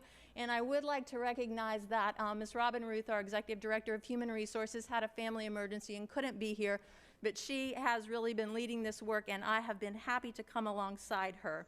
Tonight, I also will have with me Ms. Shakira Williams, who is a school social worker with us, and Mr. Eric Stone, who is a director of elementary school leadership. And both of these individuals will give you a little hint at the end about what this process really looks like in real life as we move forward. So, let me see if my clicker. So what is CISM? CISM stands for Critical Incident Stress Management, and is a highly structured and nationally recognized process, and it was initially created for the military as a tool for assisting soldiers who had experienced very traumatic events during their service. This model's been adapted since, and it is used very often with first responders, utilized by police and fire departments around the country, internationally, and of course in our city of Hampton here. So why did we look at CISM? I gave you a little picture of how this vision started, but really it fits so well with our strategic plan and our desire to create safe and nurturing schools for students and staff. So for many years, again, I spoke about our process for students and individuals that are hired to address the needs of those students, but we wanted to have that same intentional focus for our adults. So CISM will help us provide this structure, help us focus on adult needs following traumatic events and help them move forward and rebound from these events. It will also allow us to create a more formalized process for addressing the needs of students, because we really want to have this process reflected for students and adults. So a critical incident, you can see here what we're defining as a critical incident, but really this work isn't so much about what we say a critical incident is or what has happened. It's really about the impact of these events on an individual and their ability to cope and their reaction to an event and how they can move forward. So we all will experience events and trauma differently. So what creates trauma and stress for one person may look different to another. Yes. In CISM, we're not critiquing a logistical process of how a crisis or an event is handled. We're not trying to diagnose anything with the individual. We're really just helping them to have a process, to have their feelings heard, and to try to be able to rebound from that trauma. So here are some examples of critical instances, and unfortunately many of these have happened in our schools and in many schools around the country. So Hampton City Schools has, we have realized the impact of trauma also not just in one of these serious incidents, but also the repeated events that may be smaller of nature, but start to build up and cause stress in individuals. And we can certainly look at the last 18 months for examples of some of that cumulative stress and crisis that are in our children, staff, and our own lives. So who are the members of our CISM team? We really, again, have two groups of individuals who are helping with that. And this first group that you see up here are hired by Hampton City Schools, and many have a mental health background, such as our counselors, psychologists, social workers, and our nurses. Our school security officers are also hired and trained to work with students during a crisis. In this area of CISM, they were invited to start this work for us and be a foundation. They are already working with children when they experience crisis and trauma, and now will be called upon to work with adults. One of the most unique and exciting things I think about CISM is that the second group that will be a part of our team are our volunteers. These are known as peer supporters. They're not counselors, they're not mental health providers, and we're not training them to be that. They will play an important role in the team, and they are volunteering not of their work duties, but because they really seek to help and support other individuals in their community. So it was very important, as Assistant Chief explained to us, that these be volunteers and that there be no requirement for our staff to participate in this team. What do the peer supporters do? All of our peer supporters will be trained, and we have started that training. You'll hear about that in just a minute. We know that having a peer just to talk to and someone who understands where you're coming from, is familiar with your work environment, is trusted and respected, will encourage you to open up and share feelings that you have about trauma, how that's impacting you, what stress responses you might be having, and you're also more likely to hear some positive coping strategies and take those on if you're talking to a peer. Peer supporters, again, I said this, are really trained for emotional first aid. They're not counselors, they're not mental health providers. It's not therapy or anything at that level. What it is a way for us to talk about those feelings, validate the feelings, normalize those feelings, and offer some coping strategies. It is also, as part of the training, our peer supporters will learn some identifying characteristics that may recommend an employee seek mental health support from a mental health provider. So here are the individuals who have been working on this team, creating documents and helping get the training started. And it's a mixture of volunteers and those who already have mental health support. And we right now have 15 applicants who want to be peer supporters, and also we have some folks who are also going to jump on board with this team and help us document some of this work. So we are committed this year to focusing on these areas as part of our implementation plan. We really want to build capacity and awareness around this. We now have 40 employees who've received CISM certification. We've had 2 classes that are provided by a CISM certified mental health provider. And we are anticipating continuing those classes each month. Our goal is to have 30 people participate in the class each month, and it's an intensive training of 3 full days. So that's our goal for this year, to continue those monthly offerings to our staff. We also have a number of certified team members. As they grow, those individuals will be assigned to support specific schools. So we're looking at spreading out those volunteers, those peer support throughout our schools, perhaps using our high schools as the anchor, and then those geographical areas around them to respond to crises and events that may come up. We want to engage Ms. Gorel and her folks in marketing our CISM team, so that we have asked for volunteers, and Ms. Ruth has shared, but we really want to do a more thorough job of marketing this so people understand the great benefit that this can bring to them by serving and to our community. We also are planning that we will begin on how to implement the CISM concept with our current system of support for students. So those folks that you saw on the first slide that are hired as mental health specialists, our counselors, our social workers, our psychologists, they will be working to align this plan for our students with the current supports that we have. So at this time, I will turn it over to my colleague, Mr. Stone and Ms. Williams, and they will share with you. They are involved in the training and some support work, so I will let them tell you how that's going. All right, thank you very much. I am the volunteer, peer volunteer supporter of the group, while Ms. Williams? Good evening. I have some mental health background, and I've also been trained in CISM as well. All right.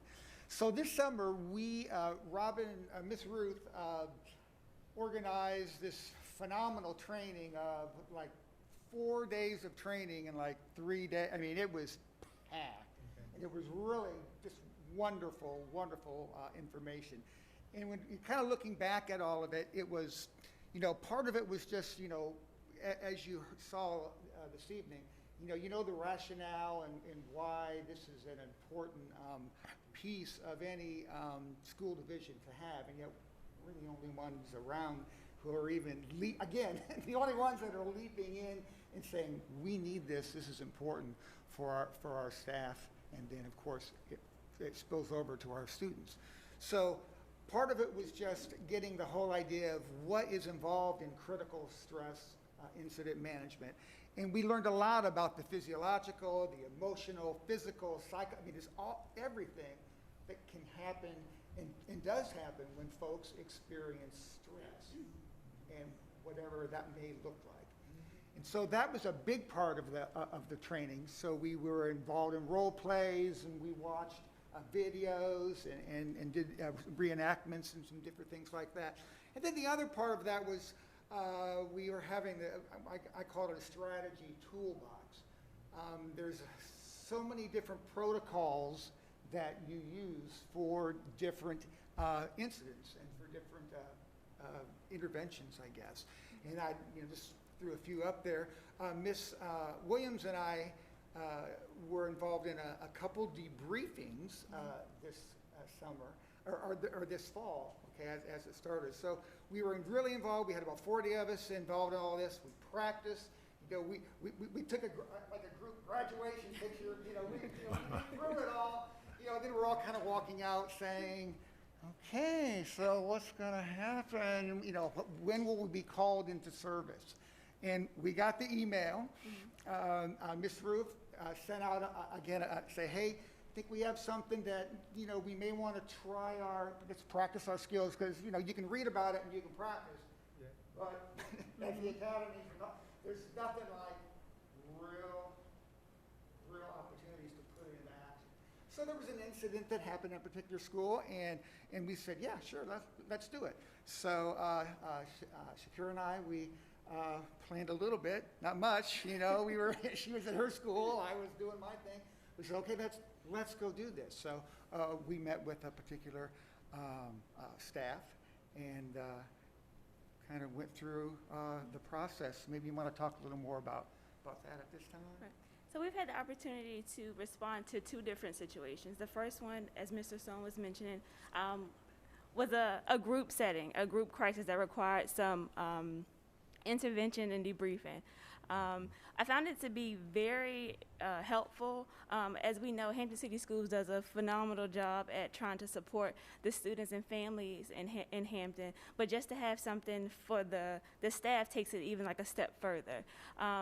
The main thing is, one important thing about SISM is we want to try to return the staff back to their original state before the crisis happened. So we want to go in and kind of like normalize their feelings and have a great understanding of how they feel and offer support and coping skills just to get them back to that place that they were before so they can serve our children and do their jobs in an effective way.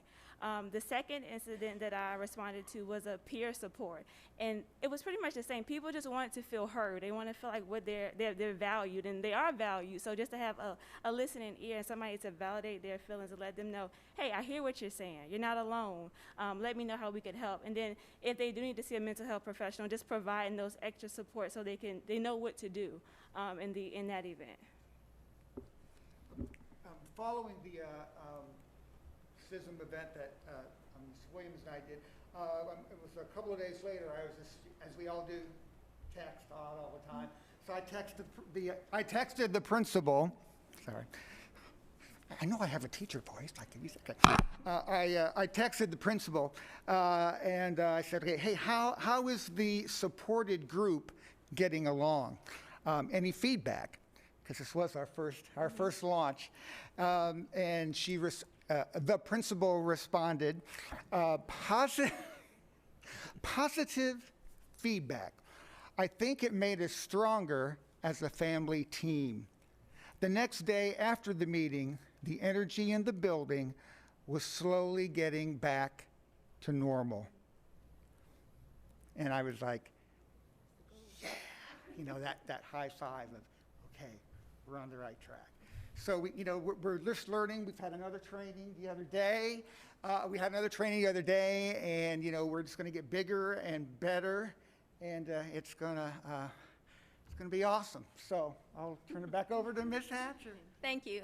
That was the real life look there. SISM in action. That's what you just heard. So at this time, if you have any questions, I appreciate the great vision that you all gave us, and we're excited to get going with this, and you'll be hearing more about it. Thank you. Another energy-packed presentation. Any comments from board members or questions? Yes, Ms. Banks-Gray. So I had to say something about Absolutely. First of all, great presentation. And I would just like to say thank you, Chief Gallup. Can you stand up, sir? We appreciate your costume, your leadership, and thank you for the call to action and leading us through this. There are so many benefits to SISM that I could be here all night long naming them. And I just appreciate the steps and measures to safeguard the well-being of our administrators, teachers, and staff. Like I said, this program is near and dear to my heart, and I just applaud you all for going the extra mile to ensure that we have the proactive measures that we need to have set in place. The leadership that you've put into this particular program, and just to know that we are the first in Virginia to have a program to this magnitude implemented is amazing. So applause once again to you guys, and I do appreciate all your efforts. Thank you so much. Mm-hmm. Thank you. Thank you, Ms. Banks-Gray. Yes, Dr. Mason. Well, I was going to say something. This is your baby. Yes, I am truly excited from the first phone call to even this point now, seeing this come to fruition. We started this when we went right into a pandemic, but that didn't stop the work. And that's one of the things when we look at trauma, when we look at mental health, our world continues to move, even when we are in crisis. And so we know that trauma can create so many obstacles and issues for everyday functioning, simply from depression to anxiety. And we know that SISM works. There's data to support that it's certainly going to help reduce those areas. And especially coming back to school out of a pandemic, there's so many things that being in this pandemic, and I really could go into a lot of detail, but I won't because we've been at this for a while, but we know that so many things are occurring right now from a mental health perspective as it relates to trying to discover and restore what we call our new normal at this point. And so I know that CISM is one of those things that's going to continue, and having the resources available, our school social workers being able to step in and provide those supports, because as we look at these situations now, we're going to find that some other things are going to bubble up, because trauma is longitudinal. And there's some things that as adults we experienced in our childhood that created those things, what we refer to as those adverse childhood experiences. We don't realize that those things can cause hypertension, diabetes, strokes, and all of those things in our lives. And so being able to put something like this in our schools is simply amazing. And so thank you all for continuing to do the work every day, and so I think this is certainly going to benefit our teachers as well as benefit our students and overall benefit our community. So thank you, Chief Gallup, Ms. Banks-Gray. We started this thing, together. So it was, having that discussion, it's amazing to see what it can end up being. And so I'm looking forward to, it's one of those things that you really don't want to have to use it, but you're prepared if you have to. So thank you. Thank you. Well stated, Dr. Mason. Any other, yes, Mr. Samuels. I just want to add to what Dr. Mason just said, and he's the subject matter expert on this in his field of health and counseling and so forth. But studies show that individuals respond better when they're receiving counseling from their peers, because they have a shared, what's the counseling word? Shared experience. And this is just amazing that we are utilizing this model, so our staff can really have that conversation with each other instead of the fear of going to see a counselor or the fear of going outside of this community. And also, it also creates a system where the social work department is not overworked. The counseling department, Carla Mann department is not overworked, because everyone, as Dr. Smith would often said, a systems approach. And so this is what it is. It's a system supporting each other. So thank you, Ms. Thatcher, for the work that you do, Eric and Dr. Copeland, all the others that participate in this activity. So it's from a humanistic perspective, this is a system that works. Thank you, Mr. Samuels. And it takes a stigma out of it. And that is just, remove this is so important. Any other comments from board members? Tamia? Okay. I just want to say that we live in such a great community here. And sometimes we don't tout it as much as we should, but our community is so strong and so connected to Hampton City Schools. It's amazing. I remember the phone call I received as if it were yesterday from Ms. Tina Banks-Gray, who said, listen, I think we need to talk about something that can help all of us. And on the line with her was Chief Gallup. And we talked, and she explained a lot of things as he did. And the first thing they wanted was validation and a meeting with the superintendent. And Dr. Smith made it happen in record time. A committee was formed, even included people who came to the table, like City Manager Mary Bunting. So it was a community effort to get this thing rolling, because we all need it. We all connect. And at some point, whether we admit it or not, we all have had individual traumas. Absolutely. And if you haven't, you live long enough, you will. So being able to know how to put those supports in place, those systems in place, is just phenomenal. So I thank all of you, and thank you, Ms. Banks-Gray, for getting this ball rolling with us, because that's what it takes. It takes that entire community. Yes. Thank you. Thank you all.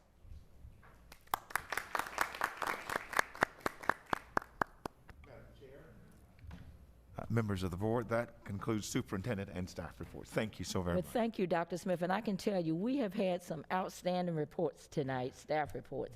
Lots of information, quite honestly.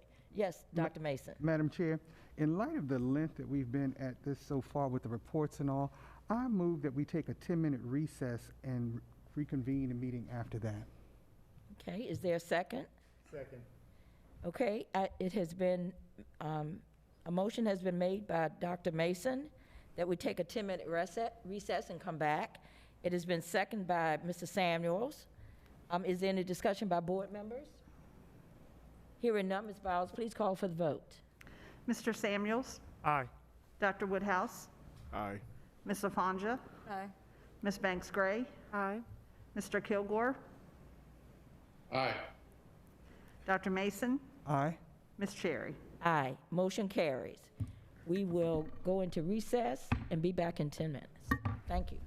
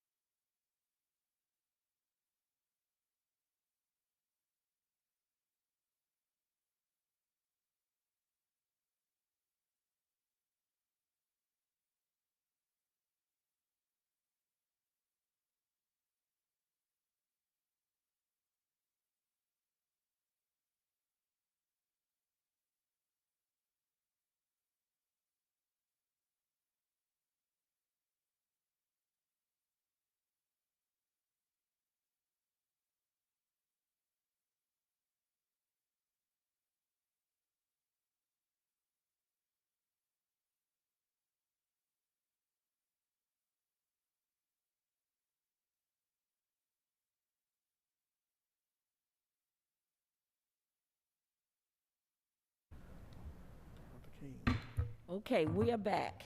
We've had our 10-minute recess, and we will continue with our agenda as presented.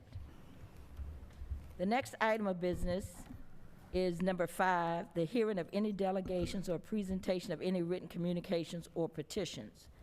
And before I ask Ms. Bowers to read the protocol, I'd just like to just say a couple things. I want to make sure that our speakers and our community understands that coming to speak before this board it's not a right, it's a privilege. And it's a privilege that has been extended by this board. And I want to make sure that everybody understands who comes before the board to speak, that first of all, we have many, many ways in which to speak to the board. You can do it through communications, through the superintendent. You can do it through communications with school employees and such. But, ma'am, you need to be quiet. You need to respectfully answer. And I need to also point out that whoever comes to speak before the board, regardless of what day it is or what subject it is, you need to show respect, because we have all seen, not only throughout the state of Virginia, but nationally, that some of school board meetings are just getting out of control, and it is because not the board members, but the speakers who are coming before the board, who are being disrespectful, using expletives. That kind of thing will not be tolerated in Hampton City Schools. So I'm going to remind everybody, please listen carefully to the protocol that Ms. Bowers is going to read.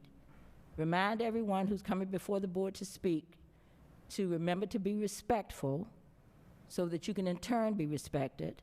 If any of these things are not followed, we will ask security to remove you, because we will not tolerate this in Hampton City Schools. With that said, Ms. Bowers, would you please read the protocol? Citizens are invited to address the school board on matters of public concern about the school division. Speaker forms are available prior to the start of the meeting. If you wish to address the school board, please complete the form and give it to the clerk. Each individual will have 5 minutes to speak. All comments shall be directed to the school board. Speakers may not yield their time to another. Speakers should address the school board with decorum on policy issues. Speakers comment on individuals at their own risk of violating confidentiality laws and are defaming the subjects of their comments. Neither the school board, the superintendent, nor the school administration will respond publicly to any comments by speakers about individuals. Presentation of resolutions, declarations, proclamations, manifestos, awards, or other similar documents not originated under the auspices of the school board or administration is prohibited during the public comment period. The audience is asked to be respectful of all speakers. Public comment is the school board's opportunity to listen to the speaker. Since our purpose is to hear from you, the board will not engage in dialogue with the audience or whomever is at the podium. Matters requiring a response will be directed to the superintendent for research and response. The superintendent may report back on such matters at a subsequent business meeting session as appropriate. The school board carefully considers your comments as we decide matters that are brought before us. We appreciate your attendance and your input. Thank you, Ms. Bowers. Our first speaker is Charles West.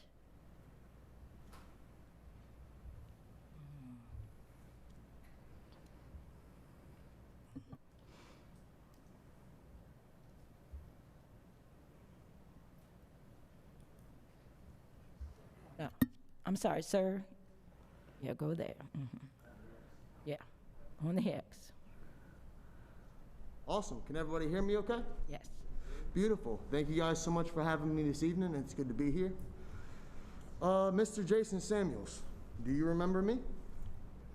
We met at a community event, what, about 6 weeks ago? Something like, give or take.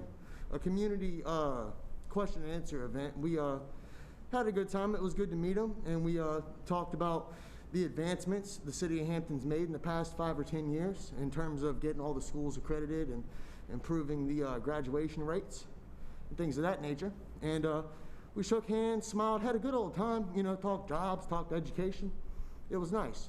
And the very next day, I was informed about, the issues that have been going on at Tyler, which I'm sure you guys will hear more about as time goes on.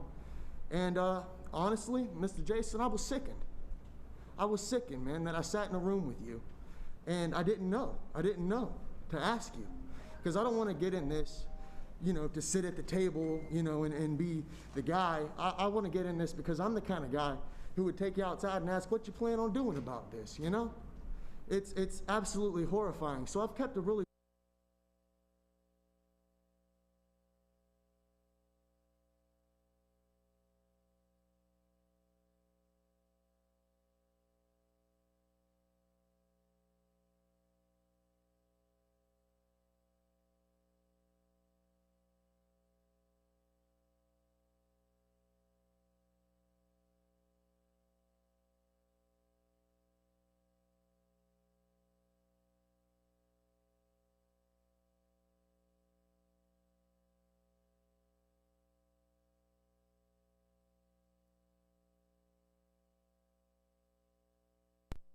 to the city, the children come first every time. And if you can't get with that as elected officials, then you should feel shame for yourselves. Not just as public officials, but as people. So, like I said, tonight when you go home, think about it. Thank you guys very much for having me and hearing me out. And that's all I've got for you.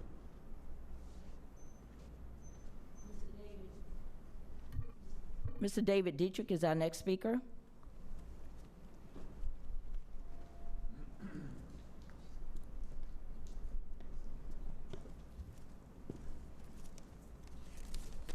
Good evening, members of the school board, Chairman Cherry, Superintendent Smith. My name is David Dietrich, 139 Wilderness Road. A few weeks ago, an event took place. There was a gubernatorial debate between the Democrat and Republican candidates, and the Democrat candidate, Mr. McAuliffe, made a statement that was very troubling. The statement was, "I don't think parents should be telling schools what they should teach." Now, where do you get your orders from?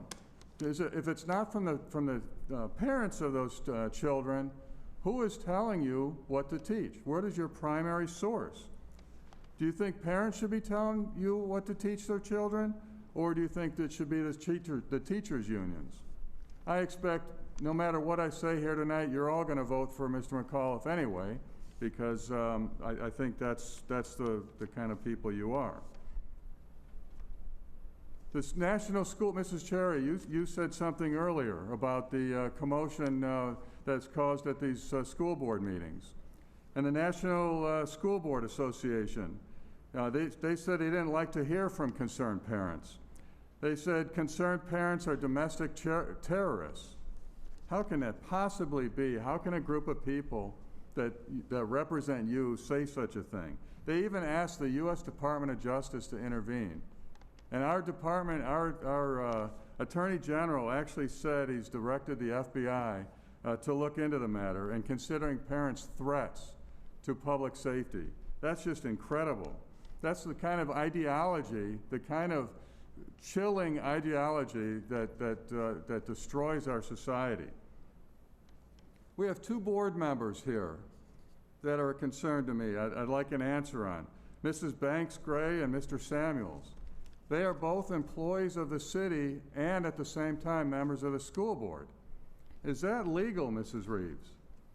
If it is legal, is it ethical to have people with 2 jobs? Can they have 3 jobs, 4 jobs working for the city? That I'd like to know.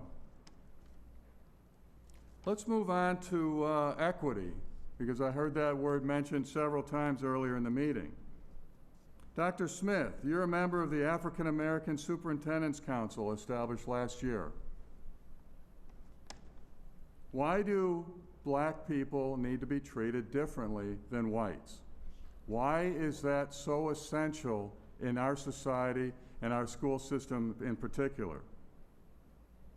Is there something wrong with black people that they can't do the same kinds of things as whites? Is that what equity is about? What is equity? It's the allocation of resources to reach equal outcomes.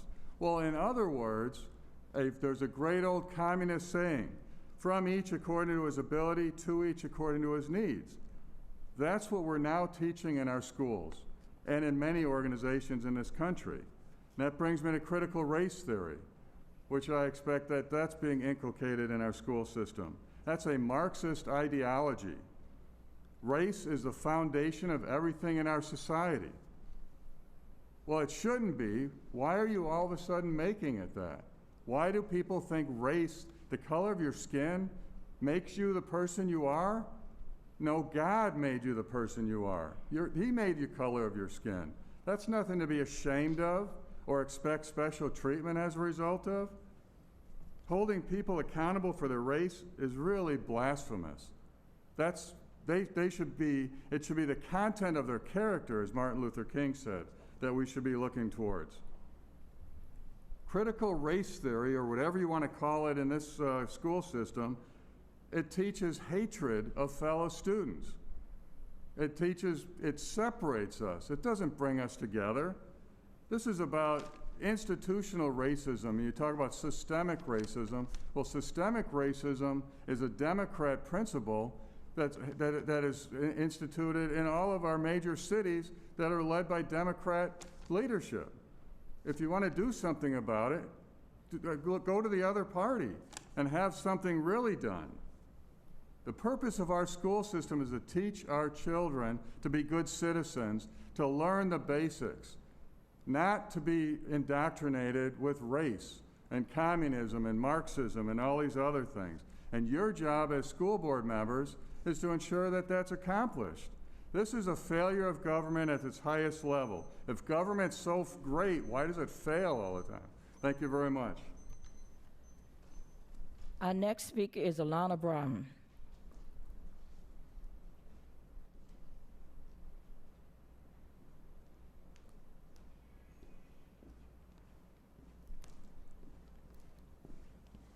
Good evening, school board. My name is Alana Branham. It's a pleasure to see all of you again. As I was sitting and listening to the last segment, that was the talking about the traumatic events of gun violence, psychological events, traumatic events. I was kind of concerned because currently in our school system, we have children who are now facing some serious traumatic events that are taking place. With the issue, my issue is with the issue of the mask. I understand that we, as I said before in the last meetings that I've attended, that there is a concern of keeping everyone safe. I understand that. However, my concern is if children are, now let me go back. If we have a society now who is open, restaurants are open, everything is open now. In a restaurant, you can go and sit down, remove your mask, sit with whomever you're sitting with and dining with, and not have a mask on. Is that correct? Are we doing that? However, we have a school system of children with the lowest rate, I don't know the statistic number, but who have the lowest rate of even getting COVID. We have them now in a system that is now more set up as very cold and like a prison system, where they are now all inside of one classroom. They have to sit 6 feet apart, arm's distance, however, whatever it is. They have this plastic thing over the desk. They're wearing a mask. There's air conditioning blasting inside of the classrooms. Teachers are wearing masks. Children who have learning disabilities who need to see mouths moving when they're speaking are unable to get that because of these masks that are being covered. Parents aren't allowed to come and have lunch with their students. We are basically being outed out from our children. We're being treated like we are the aggressors here when we're actually the parents and we care. So to be told that it's a slow system. It seems like there's a mandate, there's an agenda that's being pushed that is anti-parents, anti-children, anti-people. So you say that you're concerned about the traumatic events and psychological events of children. That is not the case here, because if it were so, then there would be systems that are implemented to have our children as the main concern. My two children, I have two children in Hampton City Schools, both of whom got sick with wearing masks, with the air conditioning blasting in the rooms, which I don't understand the purpose of that. And then they go from inside wearing a mask for 6 to 7 hours a day, then they go outside, take a break at recess, they come back from sweating and playing, then they come back into the classroom where it's freezing cold. I'm trying to get the science. You all are about science and numbers. Can you give me some information of where that science is implemented and how that makes sense? And how is it helping when children learn and grow from having interaction with other students and with parents? How is that helping? How is that helping the children? You talk about trauma and traumatic and psychological issues. That is now what is slowly being implemented into our children. So if you all up here on this board, you must have some kind of care for children, because otherwise you wouldn't be here. Can you tell me what exactly do you think that this is doing to help our children in Hampton City Schools? The mantra is every child, every day, whatever it takes. What are you doing for every child in Hampton City Schools, and what exactly are you doing every day, and what is it taking? What are you doing? I just would like to know that.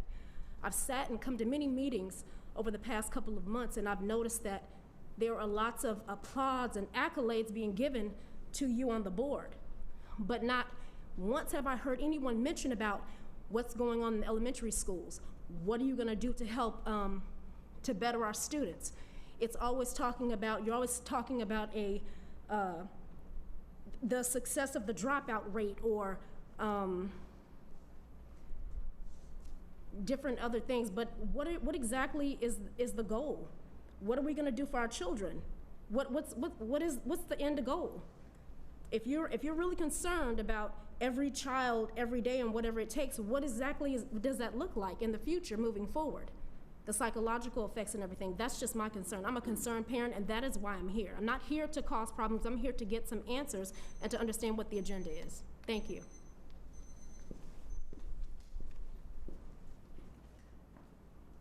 Our next speaker is Nakia Miller.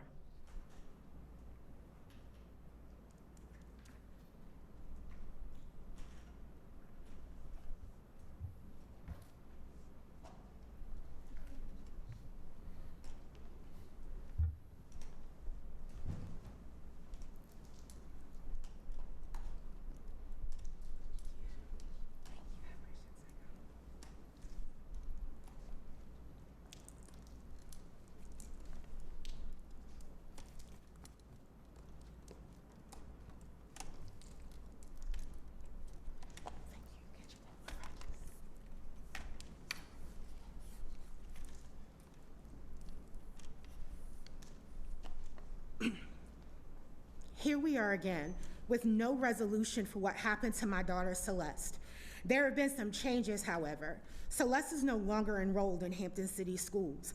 I would think that you knew this, but as Hampton City Schools has shown at each interval that you have communicated with my family, you have been inept with the most basic information. For example, looking into your computer system to confirm Celeste's enrollment after you made threats to not pay $15 a week in therapy costs if we disenrolled her. The carelessness and lack of empathy shown by this body, as well as the Hampton City Schools administration in regards to my 9-year-old daughter, Celeste, being repeatedly raped on the campus of John Tyler Elementary School is damning. Maybe this body assumes that because you changed the name of John Tyler to Mary Peak, this would all go away. I can assure you the damage that the ignorance, carelessness, and recklessness of Hampton City Schools still exist. I cannot understand how each one of you can tout the successes of Hampton City Schools all over the place, but can blatantly and obstinately gloss over your responsibility to keep my daughter safe on the campus of your schools. Ms. Banks-Gray, you ran for school board and praised Hampton City Schools for their response for when your daughter was severely burned. What would you do if you were in my shoes? Excuse me, ma'am. Can you put your mask back on? Are you Thank you. serious? Oh my God. What would you do if you were in my shoes? Would you be satisfied with the response that my family has received? Would you be silent? Would you speak out? Ms. Jackson Afanja, as the owner of Family Restoration Services, a business that provides supports for children with emotionally and behavioral challenges, what would you instruct your clinicians to do if Celeste ended up in one of your programs? I have used your business before to assist with summer camp for my oldest child. How in good conscience could you sit on this board and not advocate for Hampton City Schools to do the right thing by my daughter while providing services to children who could have traumas similar to Celeste's? I could walk down this board one by one and call out personal instances where the things that each of you do outside of your board responsibilities makes you hypocritical. But at the end of the day, the expectation that when you serve on the school board or as superintendent of schools, you keep the safety and security in mind for every child, every day, whatever it takes, should be your first priority. If you can't do that, then you should not be on the school board or serve as superintendent of schools, period. So, as stated above, Celeste is no longer enrolled in Hampton City Schools. We were blessed that her grades and accomplishments garnered an acceptance to a private school in the area. Celeste was able to do that despite what traumas Hampton City Schools chose to ignore. My daughter is amazing. She was able to excel despite her circumstances. But what now? Her trauma doesn't stop there. Her therapy doesn't stop there. Her moving to a private school has provided her with safety and security that Hampton City Schools has failed to provide. She no longer has to worry about whether her rapist is lurking in the shadows or will show up one day out of the blue. The joy is back in her face. On the first day of school, at the end of August, I saw a happiness in her that hasn't been there for a long time. But then again, at what cost? We are fortunate that between assistance from the school and my husband and I being able to cover the rest, Celeste does not have to sit in fear any longer. That, however, should not be our responsibility to finance. What we asked for from HCS was simple: placement at the school of our choice, assurance that Celeste and her rapist never be in the same school again, and that Celeste be provided priority, and payment for the cost of therapy for my family. Hampton City Schools has been callous and standoffish, and because of that, the demands have changed. If Hampton City Schools cannot provide an environment for a child to feel safe and secure, it is the responsibility of Hampton City Schools to fund alternative placement where those parameters can be met. How could you in good conscience rationalize that if my child was to ever encounter her rapist in another school, that she would not have additional traumas? Kelly Gorel provided a statement to the news media that 2 female students in the 2nd grade who attended different after-school programs met in a girl's bathroom after school hours. Excuse me, ma'am.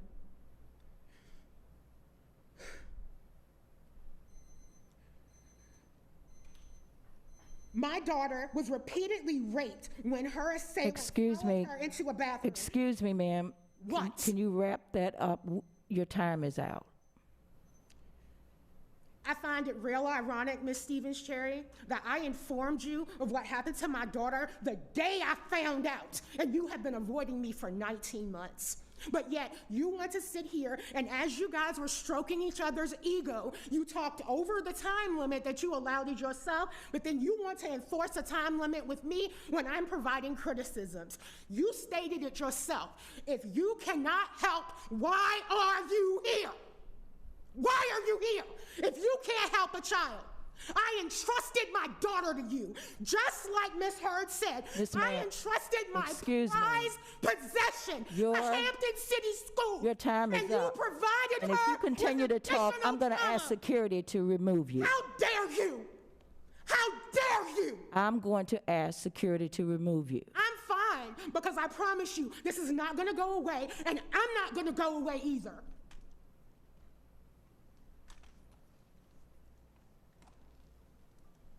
Fucking bitch! And with that, security, thank you.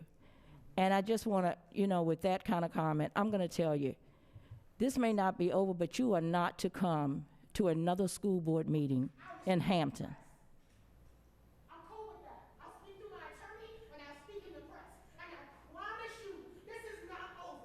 And one thing I would like to do now, security, can you get her? She is clearly out of control. So, I want to read a statement regarding the last speaker. The information a parent has now come forth with is not factually correct. The school division did investigate and responded to the parent's complaint. Upon notification of the complaint, immediate action was taken by the school, which included a thorough investigation by the school division and the Hampton City Police Division. As you are aware, often there are specific details surrounding investigations in which we are unable to discuss due to confidentiality laws. However, what we can communicate regarding this matter is the investigation revealed that 2 female students in the 2nd grade who attended different after-school programs met in a girls' restroom after school hours. HCS has no knowledge of these encounters, had no knowledge, until after the fact. And as soon as HCS was made aware, the school division acted as required by law in all manner. HCS made all reports and took all appropriate remedial actions as required by state law and as advised by our attorneys. In addition, HCS took proactive actions, including, at Ms. Miller's request, enrolling the aggrieved student at another school and offering counseling. It must be noted that if someone disagrees with actions of HCS, there are appropriate procedures that can be followed to reconcile grievances, including seeking redress in the courts. Airing disagreements on social media or in open forums is not a practice the school division endorses. If required, HCS welcomes the opportunity for a court to examine this situation, as the division is confident that at all times HCS personnel acted appropriately. Hampton City Schools staff members remain committed to ensuring a safe and nurturing environment for all of our students. We will have no further comment. Providing additional details may potentially breach the students' expectations of privacy with respect to their school records. Ms. Reeves, I would ask you on behalf of the board to draft whatever you need to draft so that we do not have that individual to attend board meetings again. If you can. Will be done. Thank you, I appreciate it. Now, moving on to the next item on the agenda, deliberation. It consists of several policies. The first 4 are Ms. Reeves, the last are Dr. Kayson's.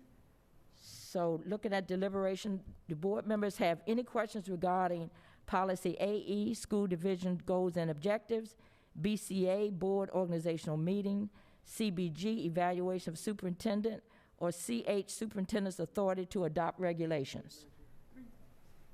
Any questions for Ms. Reeves? Okay. The next are Dr. Kayson.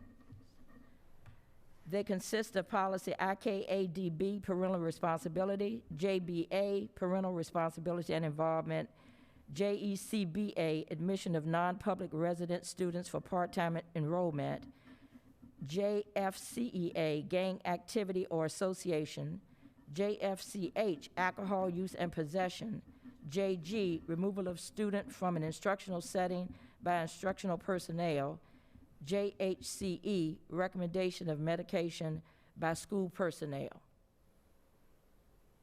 Any questions for Dr. Kayson regarding those policies? Okay, thank you. All of these policies will be moved to action for our next meeting. Moving on to item number 7. These are items for action. They consist of the minutes of school board meeting of September 15th, 2021, good cause graduation requirement waivers, revision of school board policy IND, school ceremonies and observances, revision of school board policy JF, students' rights and responsibility handbook, code of student conduct, revision of school board policy JFCA, student dress code, revision of school board policy JFCI, student drug use and possession, revision of school board policy JFCJ, firearms and weapons on school property, deletion of school board policy JE, student attendance, revision of school board policy KN, sex offender and crimes against minors registry information, revision of school board policy KNAJ, relations with law enforcement authorities, and deletion of school board policy KNA, violent sex offenders on school property. Is there a desire on the board to take these as a block? Madam Chair, I move that we take these items for action as a block. Second. It has been properly moved by Mr. Samuels and seconded by Dr. Mason that we take the items for action as a block. Is there any discussion from board members? Hearing none, Ms. Bowers, would you please call for the vote? Dr. Woodhouse? Aye. Ms. Lafanja? Aye. Ms. Banks Gray? Aye. Mr. Kilgore? Aye. Dr. Mason? Aye. Mr. Samuels? Aye. Ms. Cherry? Aye. Motion carries. The next item is item 8, deliberation, first read. Ms. Cherry, point Yes. of order. There are 2 other items for action. 710. And 7.02. Okay, who do they belong to? One is just minutes. It needs to be voted on because one board member was not present. Is that So it couldn't go on. 7.10 and 7.11? 7.02. Oh, okay. Sorry. So that was a, I didn't mean to interrupt you, That's but okay. 7.01, minutes of the school board meeting of September 15th, 2021. Okay. Is there a motion? What I do, Madam Chairwoman, I withdraw my motion, and I would say we take item 7.02 to 7.11 as a block, and vote on 7.01 separately. Is that correct? you already did that because Okay. she read 7.03 to 7.11 Okay. as a lot, but we had not included 7.01 and 7.02. So we need a motion for 7.01 and 7.02. Madam Chair, I make a motion that we vote on 7.01 and 7.02. Second. Okay, it has been moved by Dr. Woodhouse and seconded by Ms. Banks Gray that we approve 7.01, minutes of the school board meeting of September 15th, 2021. And if I can recommend you do them separately. Okay. Because the minutes need to be voted on separately because they. Can you make that motion? All right, Madam Dr. Chair, I make a Woodhouse? motion that we accept 7.01, the minutes of the school board, that we approve the minutes of the school board for September 15th, Is there a second? Second. Okay, it's been properly moved by Dr. Woodhouse and seconded by Ms. Banks Gray that we approve the minutes of the school board meeting of September 15th, 2021, which is item 7.01. Is there any discussion? Hearing none, Ms. Bowers, please call for the vote. Ms. Lafanja? Aye. Ms. Banks Gray? Aye. Mr. Kilgore? Abstain. Dr. Mason? Aye. Mr. Samuels? Aye. Dr. Woodhouse? Aye. Ms. Cherry? Aye, motion carries. Is there a motion for 7.02? Madam Chair, I make a motion that we approve 7.02. Second. Okay, it has been properly moved by Has it. Dr. Woodhouse Second. and seconded by Ms. Stephanie Alfanja Jackson that we approve item 7.02, good cause graduation requirements waiver. Is there any discussion from board members? Hearing none, Ms. Bowers, please call for the vote. Ms. Banks Gray? Aye. Mr. Kilgore? Aye. Dr. Mason? Aye. Mr. Samuels? Aye. Dr. Woodhouse? Aye. Ms. Lafanja? Aye. Ms. Cherry? Aye, motion carries. Now we move to deliberation first read. Let me point out that item 8.01, which is the first one, revision to school board policy IG school year/school day, that actually had a change, and you all have had that placed at your spots, okay? Okay, great. Deliberation first read, Dr. Caggiano, you want to come up and explain each one? I think you have the first 5. Yes, ma'am. Good evening, Madam Chair, Vice Chair Mason, members of the board, Dr. Smith.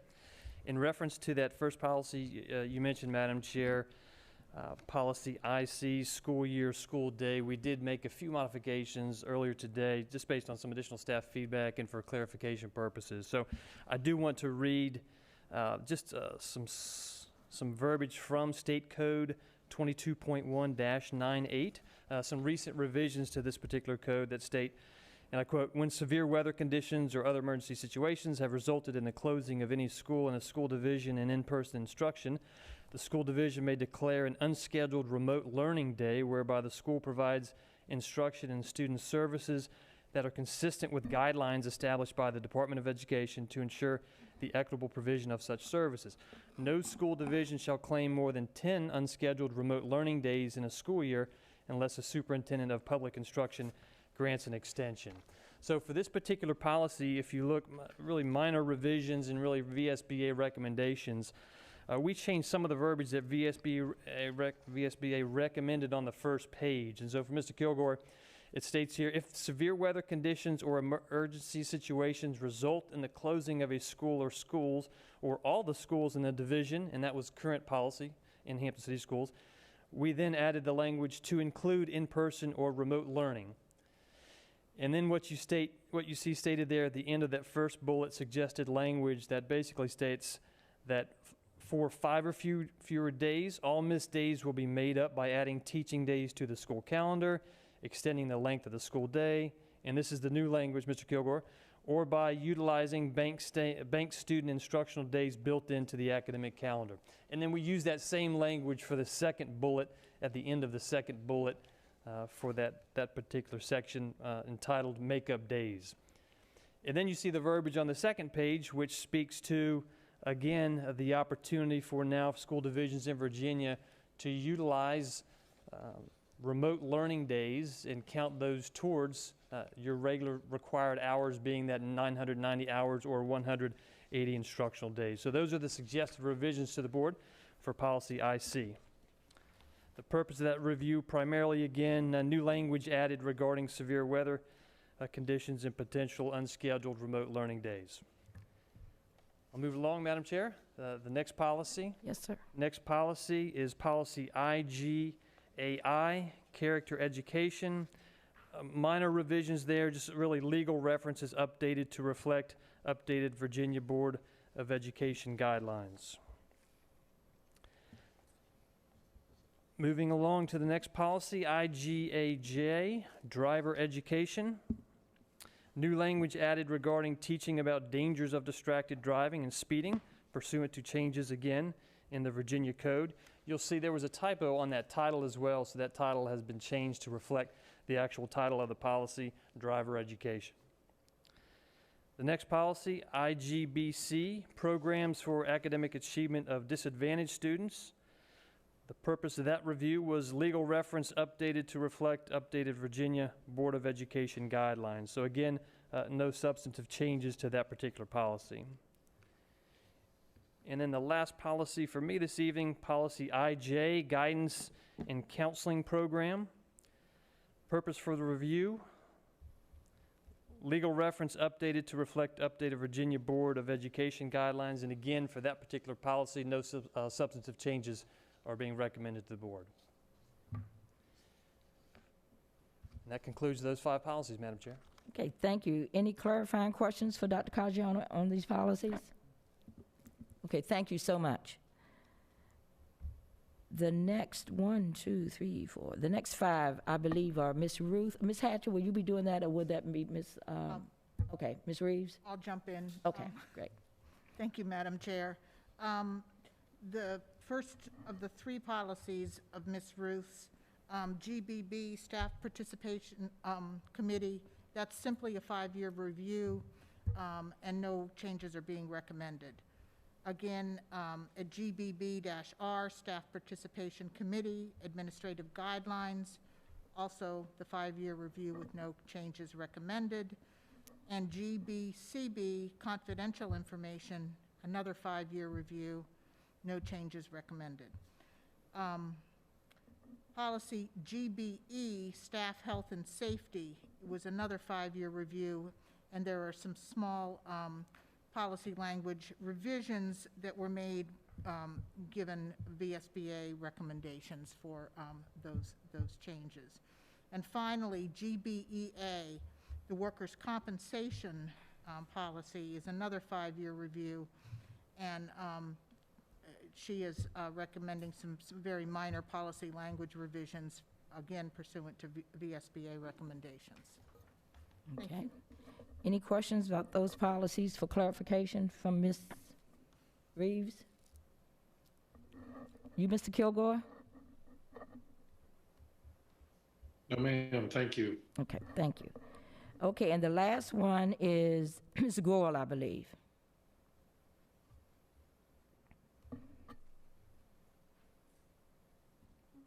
Good evening again, Madam Chair, Vice Chair, Dr. Mason, Superintendent Smith, and School Board. The next, or the last policy, I guess, for the evening is policy KBE, which is Internet Privacy. This is actually a new policy. It aligns with Virginia Code 2.2-3803. And basically, Hampton City Schools provides information and services via our division's website. And so per state code, as well as recommendation from VSBA, they're asking for a policy to be put into place that lets our individuals know what type of information we're collecting when they visit our website. So the big piece of this is that any personal information collected through our website will be gathered in accordance with the law, and only the extent necessary to provide the information and services desired by the website visitor, and that the superintendent or designee is responsible for creating and updating as necessary an internet privacy policy statement, which has already been created and placed on our website. Okay, thank you. Good job. Any clarifying questions? Okay, thank you. Thank you all. Moving on to item 9, information. Dr. Smith, I believe you have business operations financial report. I do. Thank you, Madam Chair, for that. Just to share with the board that you have in the information section the July 2021 as well as the August 2021 financial report submitted by our Chief Financial Officer, Ms. Dortch. And so if you have specific questions there, we wanted to make certain that we continued with the process to make them available to the board as well as the public. And Ms. Dortch will be available at our next meeting to answer specific questions that you might have regarding those reports. But we wanted to make certain they were included in this packet. Finally, Madam Chair, if I may, with capital improvements. Yes, and we would encourage our viewing audience, as well as certainly I know the board members have had an opportunity to review all of the capital improvements that have taken place, certainly during this school year, the summer, and leading up to the opening of school. Dr. Bowen provided, I think, about 153 slides, right? Quite. Ms. Banks said 154. Quite educational, and I think that if individuals, certainly our viewing audience, you got a chance to really see the investment of your taxpayer dollars and how this board and certainly we joined in terms of partnership in using those dollars to support the education in renovating spaces in terms of those teaching and learning spaces. Exceptional work. And so, Dr. Boland, thank you, and certainly members of your team. But you get a chance to see and to feel the accomplishments there when you go through the PowerPoint presentation. So, Dr. Boland, thank you. Madam Chair, that concludes information from the superintendent as relates to the business operations, the financial report, as well as capital improvements. Thank you, Dr. Smith. I'm sure that Dr. Mason appreciates that. Okay, moving to item 9.03. The next meeting of the Hampton School Board will take place at the Rupert Sargent Building, October 20th at 6:30 p.m. Now for informational items. Do you have any informational items to come before the board, Mr. Superintendent? No additional items from the superintendent. Thank you. Thank you. Any informational items from board members? Yes, Dr. Woodhouse. Yes, Madam Chair, I just wanted to let the board know that the New Horizon has opened a solar energy department, and so it's at the Woodside campus. And they're in partnership with Virginia Power, so I think that's a wonderful program for them to have initiated over there. Oh, awesome. That is awesome. Thank you. Yes, Mr. Samuels. I think, thank you, Madam Chair. I think Dr. Woodhouse now serve as the vice chair of that board. I serve the chair. The chair. My apologies for that. So I'm hoping that, if he can pull some strings and have us get a tour of that new facility, that would be outstanding for That would be. Hampton City Schools. We can do that. Yes. That's a great idea. Okay. Yes. Any other information? Yes, Dr. Mason. I just want to say to Dr. Boland, I looked at all 153 of He those did. I want you slides. to know that. Excellent job. Excellent job. Capital improvements look great. Yeah, he did say that. He did, honestly. Any other information from board members down this end? I'd just like to state on behalf of the board that we owe a big thank you and kudos to the staff at the schools and the staff in the division and Ms. Gore and Ms. Bain and all the other people who helped make the official dedication of those 5 schools last week possible. Yeah. They were awesome. And it was 2 whirlwind days, and we were meeting ourselves coming and going, but we made it happen. And I can tell you that so many people in our community are very appreciative of that and appreciative of the board that we were able to make that happen in terms of naming our schools after people that children could be proud of. But the work you all put together, it was fabulous. And I just want to say thank you on behalf of the board. And Madam Chair, may I ask yes, at this time to invite Dr. Stacia Barreau to come forward? I don't know that, I don't think we've made an official introduction to the general public, and Dr. Barreau serves as our Chief of Elementary Schools and Compensatory Programs and worked diligently with our school leadership in helping to move those renaming efforts forward on behalf of the board and the superintendent's office. And so I want to personally also thank Dr. Barreau and get the opportunity to say to the public that we're delighted to welcome her to the team of Hampton City Schools, your return to Hampton City Schools. She served, as you know, Madam Chair, as the principal of Aberdeen and then had a long tenure in another school division and served as director of special education. We're delighted to have you. So I wanted to bring that to the forefront. Thank you. Thank you so much. She did a great job. She did. I remember we were leaving, I think, Mary T. Christian School, right. and then we had to head to Mary W. Jackson. That's right. And I was trying to follow her, and I kept saying, where's she going? I think she pulled in Krispy Kreme. I don't know, but I had to turn another road. But we got there. Thank you. We certainly do appreciate it. More than likely, she turned into Krispy Kreme. I'm learning that. Okay. Any other information come for board? Okay, hearing no more business, we are adjourned.